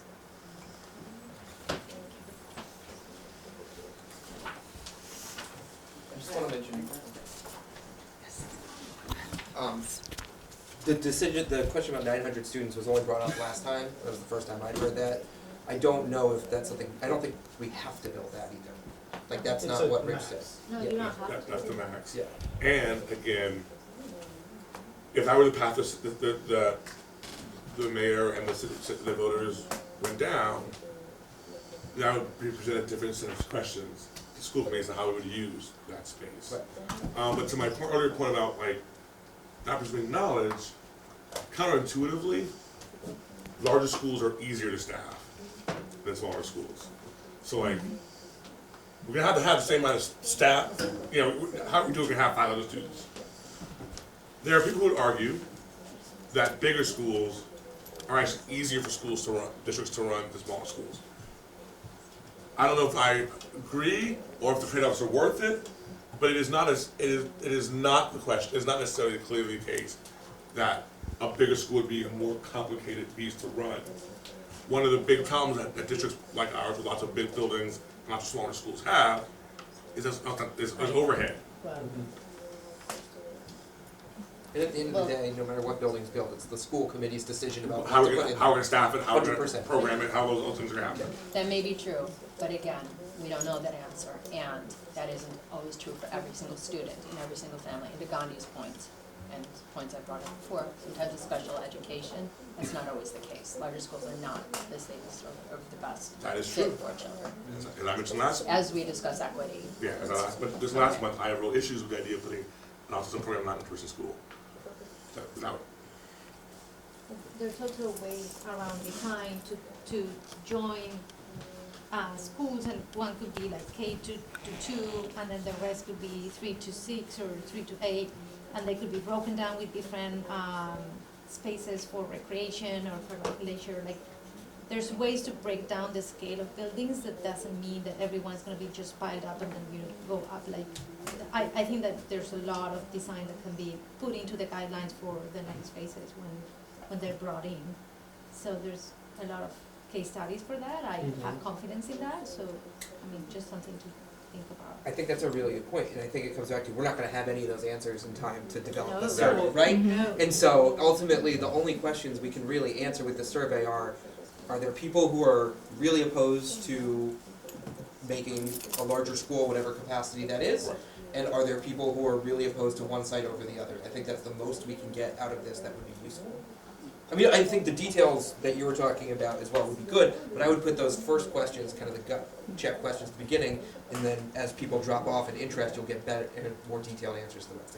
I'm not a certain person, but I would The last one, and then I will love, because this is all that exactly the same thoughts that we had. So I just want to make sure that we can go. But Ryan, you had a thought, and then Yeah, so, well, if I was gonna build a 900-person building in the middle of the city, I'd make it a middle school, but we're not talking about that. right now. But I'm gonna just putting that on the record.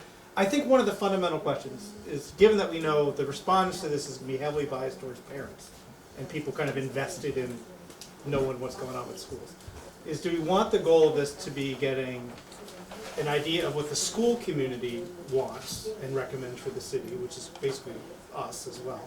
Or do we want to kind of get a litmus test for voters, for like, is this going to get past the dead override? Because those are different audiences and different questions, right? If it was voters, I wouldn't even say much about the school. I'm just going to say, we're going to put a box somewhere. Where should it be? And by the way, here's the effect on traffic. Yep. You know, because that's what they'll complain about. thank you. Denise, do you want to speak to that question? I'd like the group to The keep audience? workshopping. We've talked a lot about trying to reach the full community, parents of 0 to 5s, marginalized populations, business owners, etc. So I think that's good. Good. Thank you. Every single person that's what we make an apparent understand is whatever's best for kids.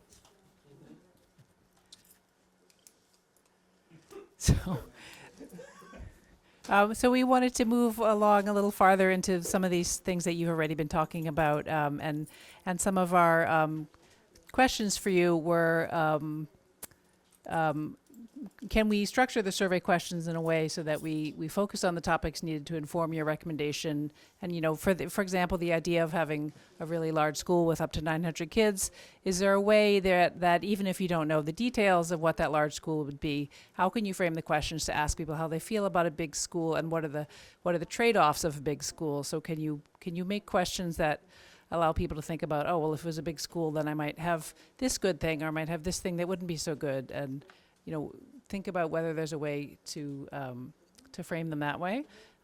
We also wondered whether there's some topics that might be omitted. Some of the topics that were on the previous survey we thought were maybe things that might be the same regardless of, or fairly the same regardless of which site or school was chosen, such as the energy efficiency. Of course, there's different kinds of upgrades that would be needed here if you're fixing up the Brown, but otherwise, if you have a new school, they're all going to be subject to some degree of state requirements for energy efficiency. So maybe that doesn't need to be a survey question. And then also, are there some topics that can be omitted or postponed because the architecture firm that will be hired to look at the school design and the implications of how it would work on the different sites, if they're going to be looking at some of the space issues, such as, how much space would there be for different facilities like a gym or a theater or after school or things like that. And I may not be naming the right things, but there could be some things that are more of a technical exercise later on about what can fit on a site and maybe then doesn't need to be one of the survey questions. I just want to clarify one thing on that. Yes. I do think that IAM was hoping to gauge some sense of community preference for additional amenities that the city would have to pay for, so that they could determine whether the OPM should spend time trying to cost those out and design them. So we can wait for them to weigh in, but I do think that things like an auditorium or a pool or community space, whatever, that's about letting people let us know if they want something more or not. So it's not so much just a technical exercise. In that vein, I think it's important also to clarify that MSBA are paying for one facility. So if there is one debt override for one facility, but then we have to do a whole new building for the Brown School, that's another debt override. And I think that in conjunction with that, understanding, what you add, what you don't get now, we're gonna have to add later with an undetermined future. It's also, I think, as a voter, it would be important for me to know that. Yeah. This may be a question more for Denise, but when you mentioned the energy efficiency thing, my understanding, having been around the block a few times, community outreach in Somerville, is, whatever building we do is probably gonna have some energy efficiency measures, but if we don't say that up front, there will be a certain number of voters who will assume we aren't thinking about it.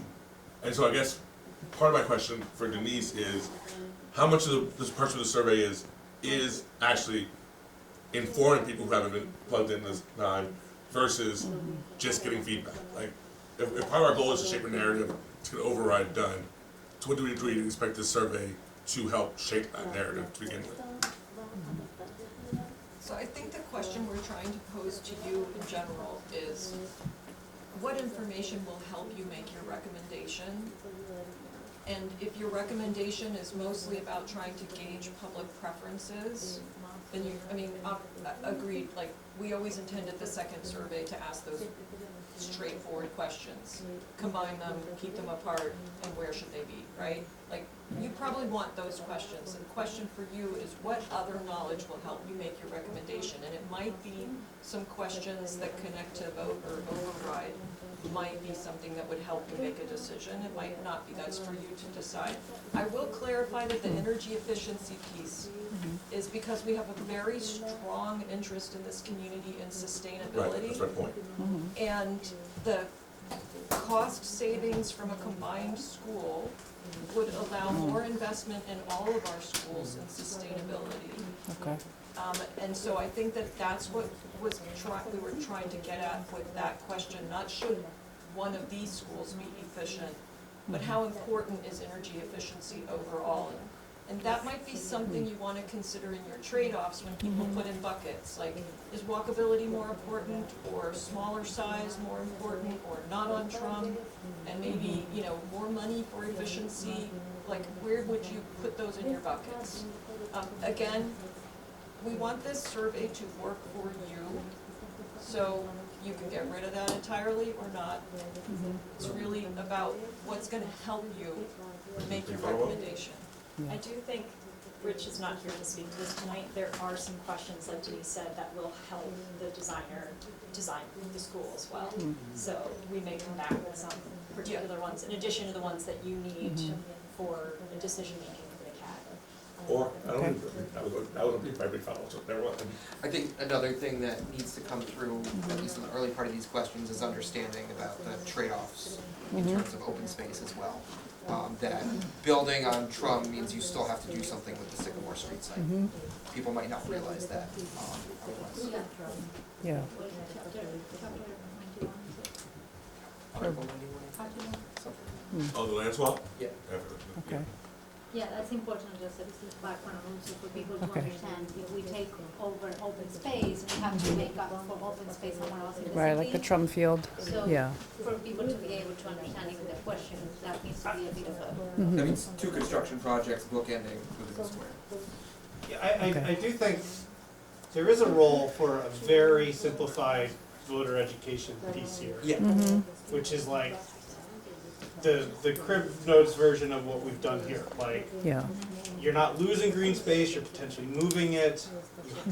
You know, it's, I think even giving people, again, a very, very wide range of pricing is useful, just so people know, like, this is not 50 to 75 million, this is 200 to 350, some, whatever this numbers are, right?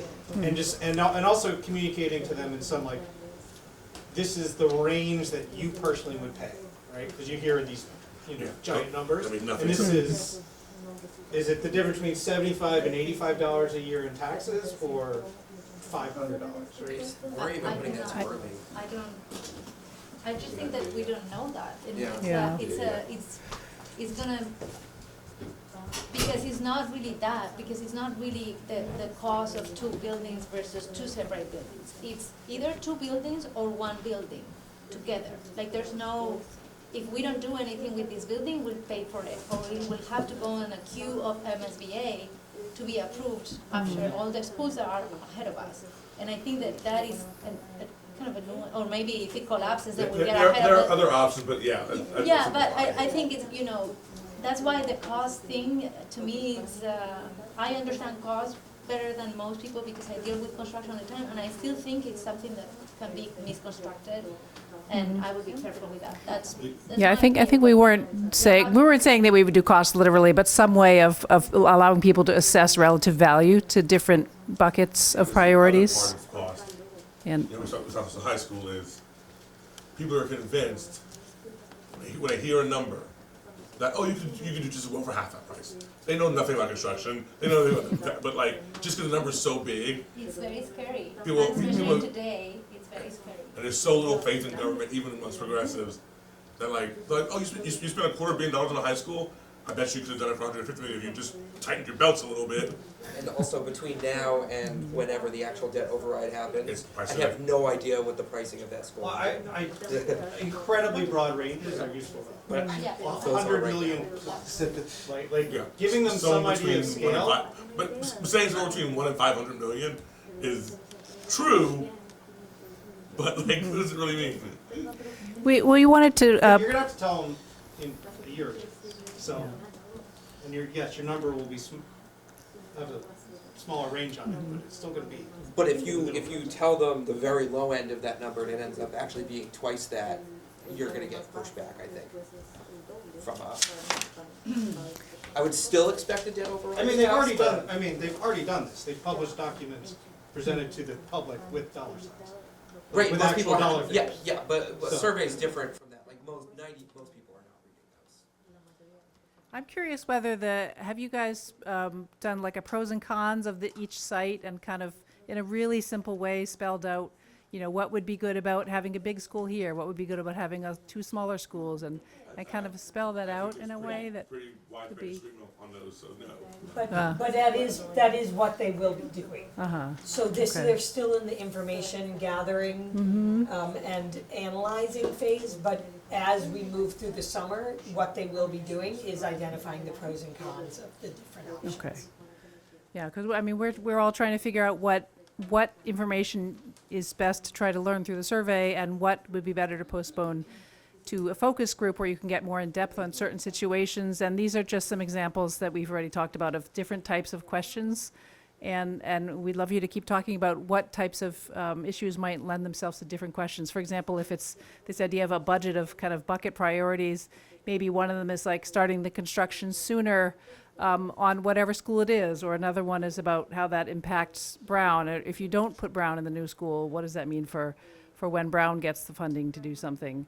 Or do we want to ask the public about the open space at Trum, knowing that the field has to be replaced, but not knowing where it's going to be? You know, a lot of people use those fields at Trum.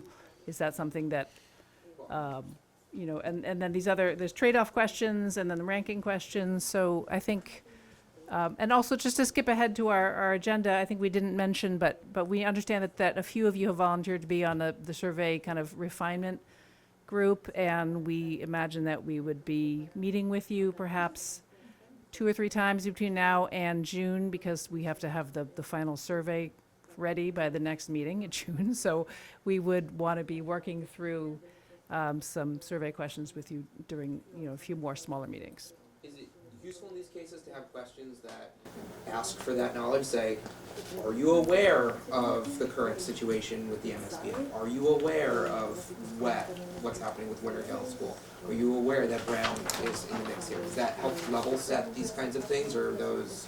It's a filter. Yeah. Or could we say, could we give the information and then say, were you aware of these? And Yeah, start yeah, exactly, with- yes. Right, so we educate everyone, this is what we know, were you aware of this information? Yes, no, and then we filter through the rest. So, question. This again, I think maybe for Denise, because those are more traditional poll questions. Like, we would, and, so my first question is, does the mayor have a pollster? Because like those kinds of questions are like how much the voters actually know. Super useful information for building a campaign to pass something. Right. And so it'd be great to know it, but not just from the people who really serve in schools, but of where the people in Somerville currently are. But that's a pollster kind of thing. And so like, does we have a pollster? Is that something that in the course of polls over this year she might want to ask? Just a reminder that when we get into a campaign to pass a debt exclusion, that becomes less than a municipal function. There can be a separate sort of campaign where city staff typically aren't involved. So any pollster or something like that could potentially be part of something else, but what we have within the city and within our means is this survey, certainly. We also have things like our happiness survey that just went out that asked several sort of related questions, and what Somerstat does on a regular basis with different city departments. So if there are other opportunities that we can see in city-involved surveys to gauge interest, we can certainly talk to Somerstat and think about that. For other things and like bigger campaigns, it's probably not a city function, but we can talk more about that. Has Somerset collected any data on this topic in the last 2 years? On the topic Of Winter Hill being closed, and needing to be replaced? So Somerstat was involved in our first attempt at the survey, and so took your feedback, and this is sort of our response in terms of involving you. When it comes to sort of regular questions about, schools, or, how you feel about walking around the city, and does it feel walkable, things like that. They do have different surveys that they've worked on with different departments. We could always come back to you with some information. The most recent happiness survey that went out, first of all, if you haven't seen it, or, please, if you got something in the mail, please take it out. It's really helpful for us, and Denise probably has a little bit more information than I do on that score. I just want to remind everyone that we have learned through multiple surveys that the survey has to be short. So like the last one was 12 questions. That's a really tight budget. So if you think that you will be best informed by questions about whether people know about it, then you could ask those questions. If you want to know what they think about different choices, you want to ask those types of questions. So that's just to remember that if it goes over a certain length, especially harried parents with a lot going on are not going to complete the survey. Yeah. Yeah, that's useful, and useful just reminder, like, I think we're maybe, as we're talking more about this, like, trying to ask too much of the survey.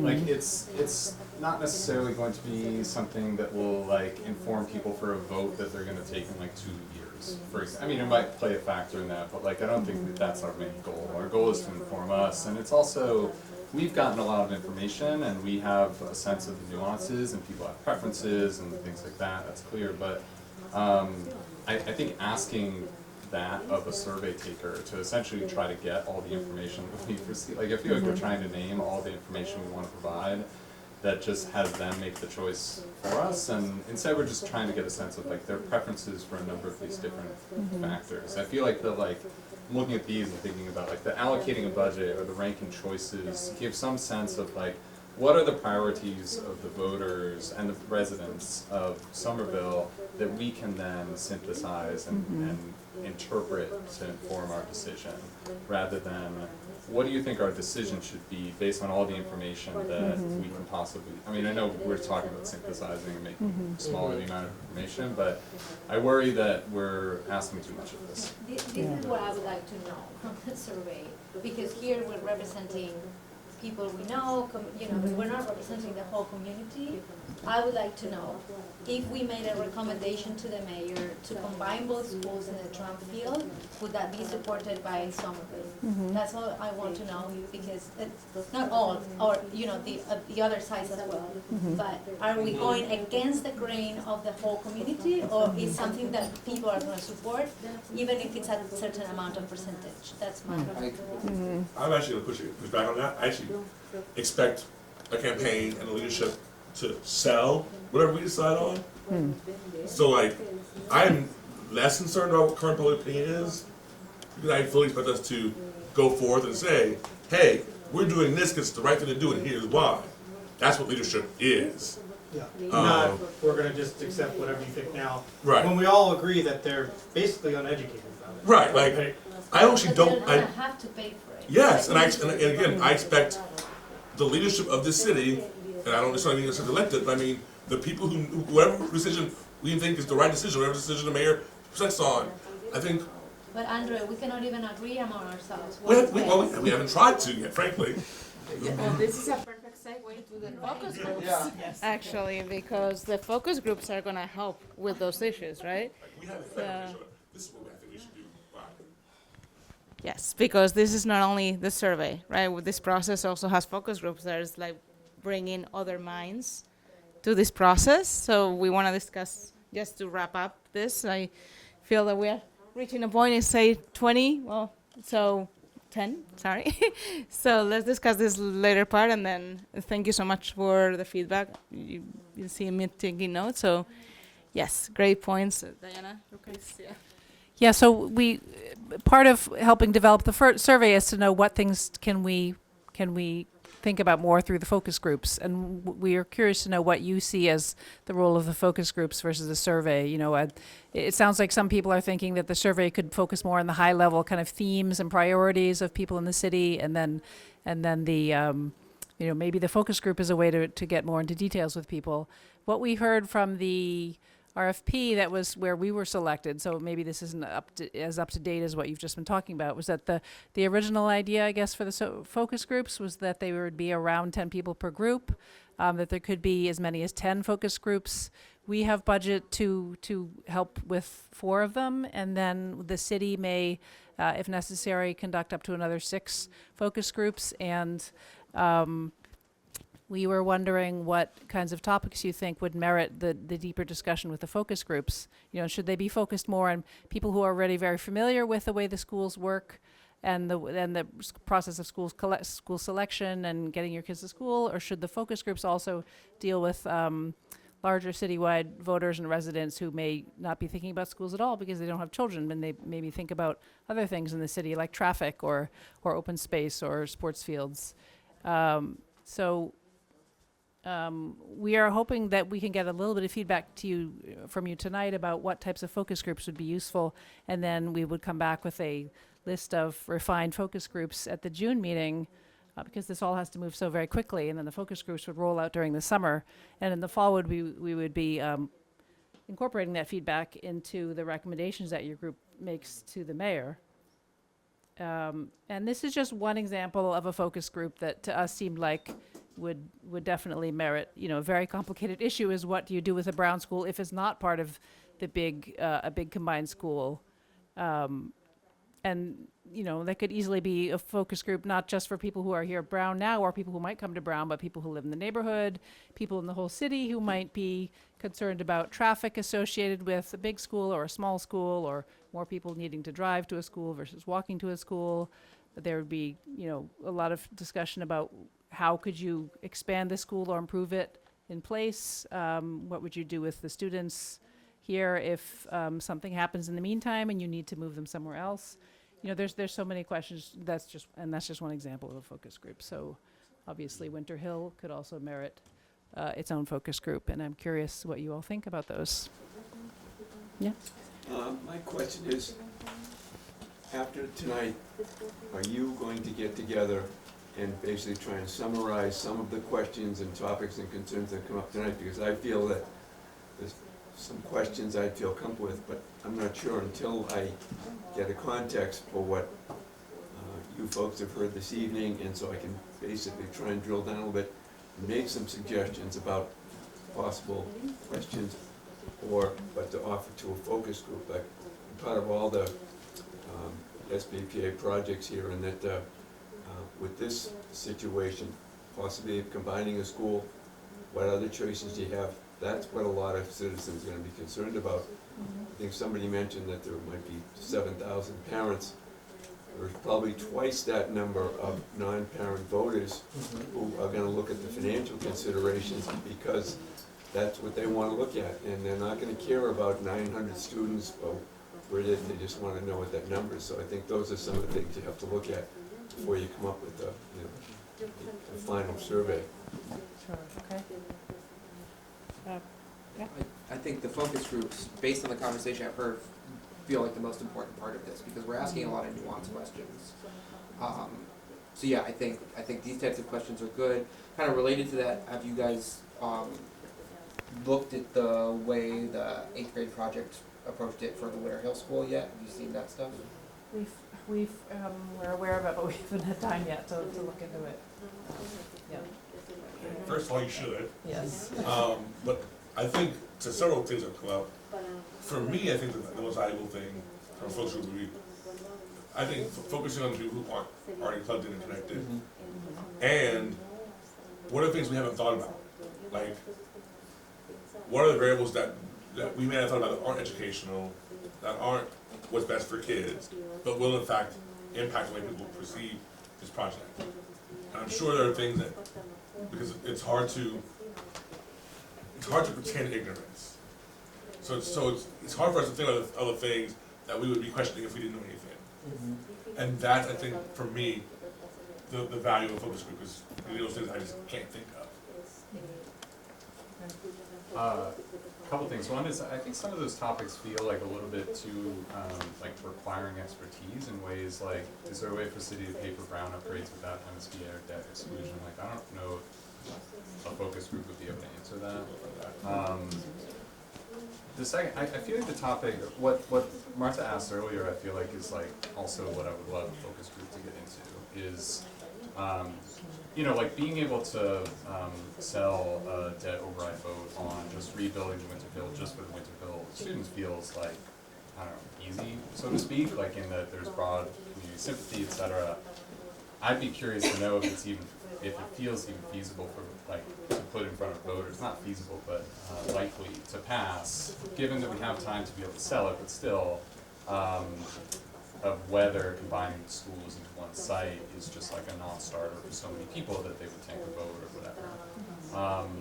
And then related to that, I just think like a variety of different, you asked earlier about the participants, and variety of participants, especially voters who are not necessarily like keyed in parents of Somerville or Brown at the moment, feels pretty important. For the focus group. We've been given a 5-minute warning, Okay. so we should wrap up. Maybe next, do we wanna set the wrap up? Okay, slide? yeah. Yeah, so it's not a lot of time to do all this, but we understand that there's a subgroup that has offered to work with us over the next month to refine the survey, and I think we would be interested to know what who's on that and what days, what time of day you'd like to meet, whether that would be assuming we can do that online on Zoom or something, if that's okay. And we would try to bring back a survey on June 9th. And I realize right now we don't even have any questions yet formed, but we've heard a lot of information, a lot of feedback from you about the previous survey. So we would take our first guess at that, and probably the first meeting, it would be a lot of, might throw out the whole thing and start all over again, but we'd start with something and then hopefully meet with you like next week. So, yes. I just want to remind folks that at the last meeting, Emily, Matthew, Ryan, and Councilor Strezzo volunteered to be on the CAG representative committee that works in between meetings on this. And I wanted to, Emily's not here, right? Okay, but I just wanted to make sure that everyone is still comfortable with that. And then Dream Collaborative has been talking about ideas to make sure that, we had also wanted to be sure that between meetings that people who are not our super users still have an opportunity to review what's happening and weigh in, and also to be sure that those of you who are working as that group of 4 are in touch with each other, so that you are working collaboratively on behalf of the CAG, and that we're all working with transparency with one another. So first up, for the 3 of you that are here, Councilor Strezzo, Ryan, and Matthew, are you still interested? Yes, sure. Okay, is there anyone else who's feeling like they want to be part of that didn't volunteer last time? Okay, so we know who the group is, and we'll follow up with Emily. And Emily's, okay, great. So I feel like, given these questions, I think this is important. I think I'd really like to hear everybody one by one go through and say what they want to get out of the survey, because I think there's been a lot of discussion, it hasn't been clear to me.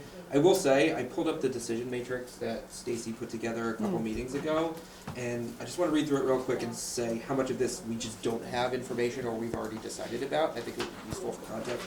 For example, cost implications, we know we can't say that right now for sure without, IAM won't put more numbers on it than we already have. The key one is stakeholder and community sentiment here. We've already talked about watershed impacts and how those were not going to be impactful on the decision based on the conversations we had. Educational implications, we can't talk about that until we've talked to school committee. Timelines, I've never heard there's going to be any difference in timeline between any of these options. Disruption impacts is important. I'm not sure what we get out of that. And then I don't know if the survey is qualified for environmental or public health risks.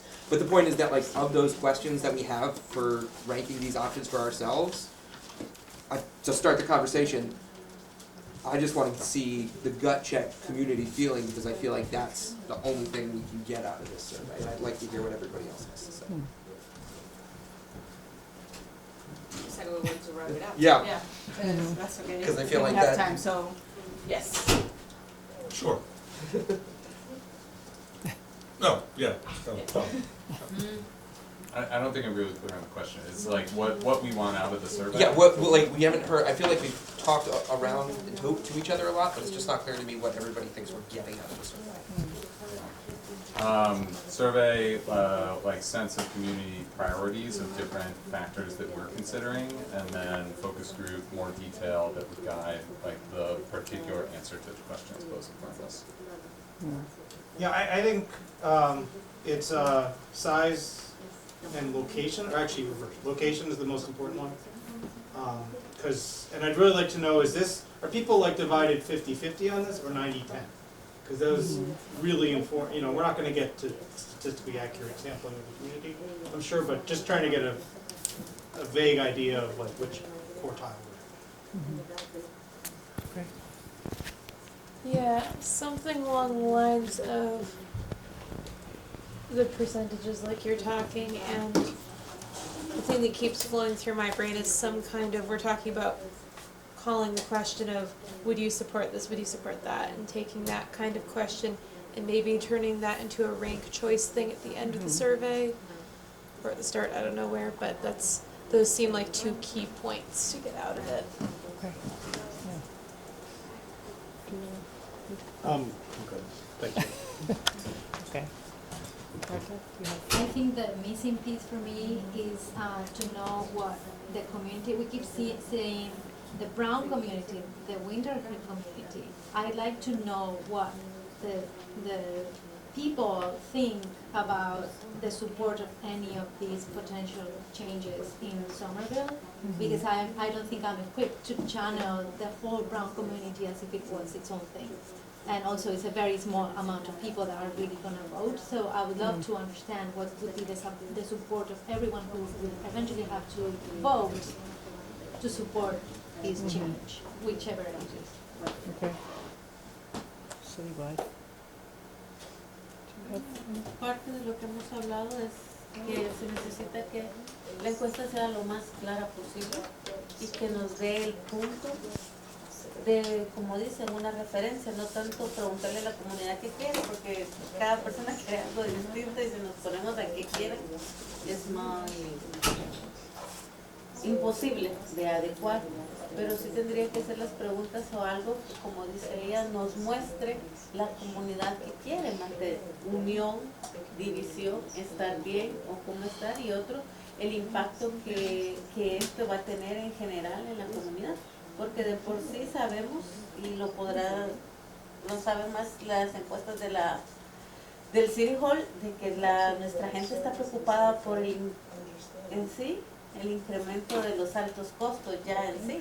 Ya vivir en Somerville, ya los impuestos, el agua, tantas cosas están demasiado altos, que también yo he sido parte de las encuestas de cómo trabajar para que nuestra gente no se esté desplazando fuera de Somerville y que la construcción o el gasto sea tan grande que esto va a meritar de que ya sea imposible poder vivir en Somerville con los altos costos que de por sí ya se tienen. Eso es un punto muy importante, porque yo sé que la ciudad tiene ese enfoque de que estamos perdiendo mucha comunidad por los altos costos, y ahora esto va a impactar a más altos costos. Entonces, ¿qué va a pasar con la comunidad que ya no lo puede pagar? Well, thank you all. This was a lot of information that we need to digest. And, oh, yes, Jack. Just briefly, remember, this survey is a snapshot in time.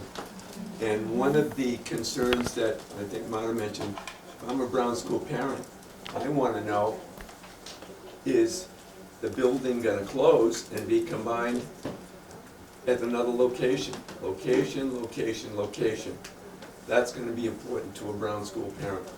To a Winter Hill parent, it's going to be, are we going to have a school much larger, and is it all going to be contained in one site, Sycamore, Trump Field, or where? Those are the questions I think that a lot of parents of school-age children, completely separate set of questions for non-parents of school-age children. It's all going to come down to money, and if there's going to be talk of an override, how much that's going to be. So maybe start to frame some of those concerns into surveys, a focus group. I think there's so much to pack into this tonight. I don't think you're going to come up with, I think we probably have 20 questions to come out of this. You're going to have to narrow those down. So much is going on here that it's going to be difficult to break down. It's only going to be that one moment in time when you put the survey out. The facts could change, as Marta mentioned. What about the technical feasibility of a location? Could it handle a 900 student site? And can you build a auditorium and a gym in that site? Or you're going to have to condense it? A lot of concerns there for parents. Una última, tal vez algo también importante, lo de la línea de tiempo. Esta es una escuela que a pesar del gasto y de todo, va a estar lista que para el 2050. ¿Cuántos habitantes todavía de Somerville van a aprovechar, de los que van a empezar a pagar esto, van a aprovechar los beneficios de la escuela? Que la gente piensa también que como nuestros niños, que por lo menos mi hijo piensa que estas reuniones y todo, piensa que dentro de 2 años él va a tener su escuela nueva. Eso también es muy importante, darle a conocer a la gente la verdadera línea de tiempo de que esta escuela al fin va a ser inaugurada. Creo que es importante porque los niños, que son los implicados en este momento en el problema, piensan, o puede ser también a veces adultos que piensan que esto va a ser un proceso de 3, 5 años. Yo creo que eso solo es este movimiento de que la escuela esté lista.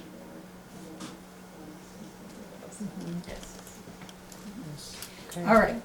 So thank you so much for all of this. I'm sure it's both not enough and way too much to get us started.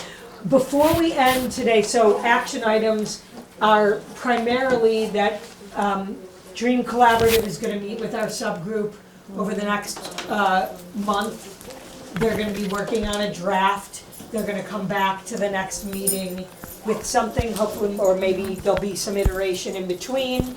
If there's anything in between, we will make sure you all get a chance to weigh in, right? So if you have a draft in between, or you want more, a survey for the group to learn a little more, we'll help make sure all of that happens. Other action items are that Mira and I are gonna think about how to make sure to, the timeline for our CAG meetings is gonna leave us the time that we missed with Rich today to talk more about the Brown School. So we'll continue to update that, the work plan, and get that to all of you. And at the next meeting, we wanna be hearing about educational questions, as you all have asked. So before you leave, if we could just take a couple minutes, if there's anything that hasn't been mentioned already at a previous meeting about the educational questions you have for either the school committee or for the school department, to just share those now if you have them top of mind, or we can also send out a reminder email to ask Be a people. little more specific. Well, yeah, please. So, the school committee will either next meeting or the meeting after, be discussing our thoughts on this.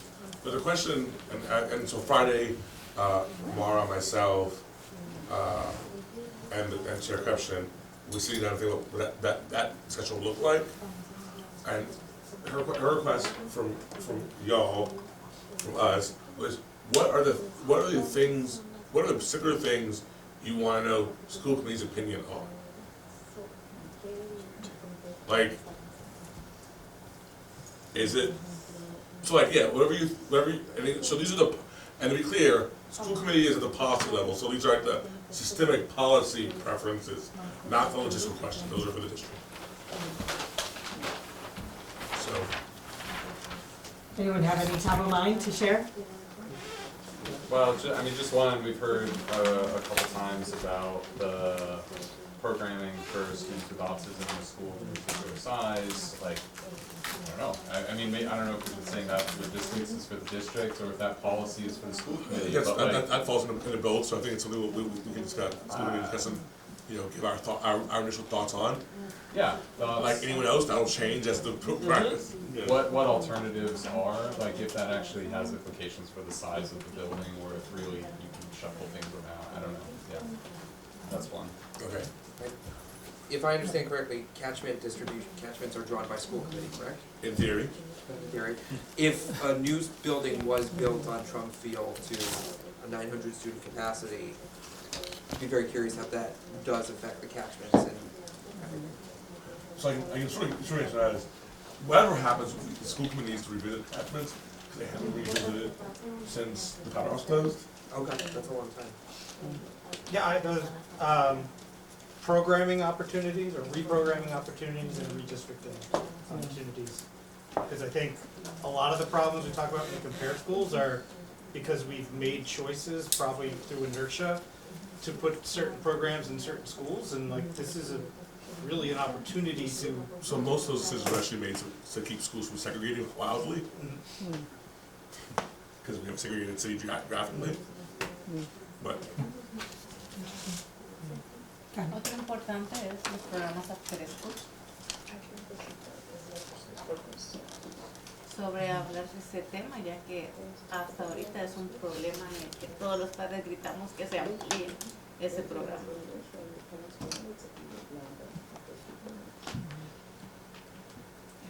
To the extent it's impacted by these. yeah. Okay, thank you for all of that, and I know we've kept you a couple minutes extra, but it was worth it, I hope. And you'll be hearing from all of us going forward as we can. Thank you.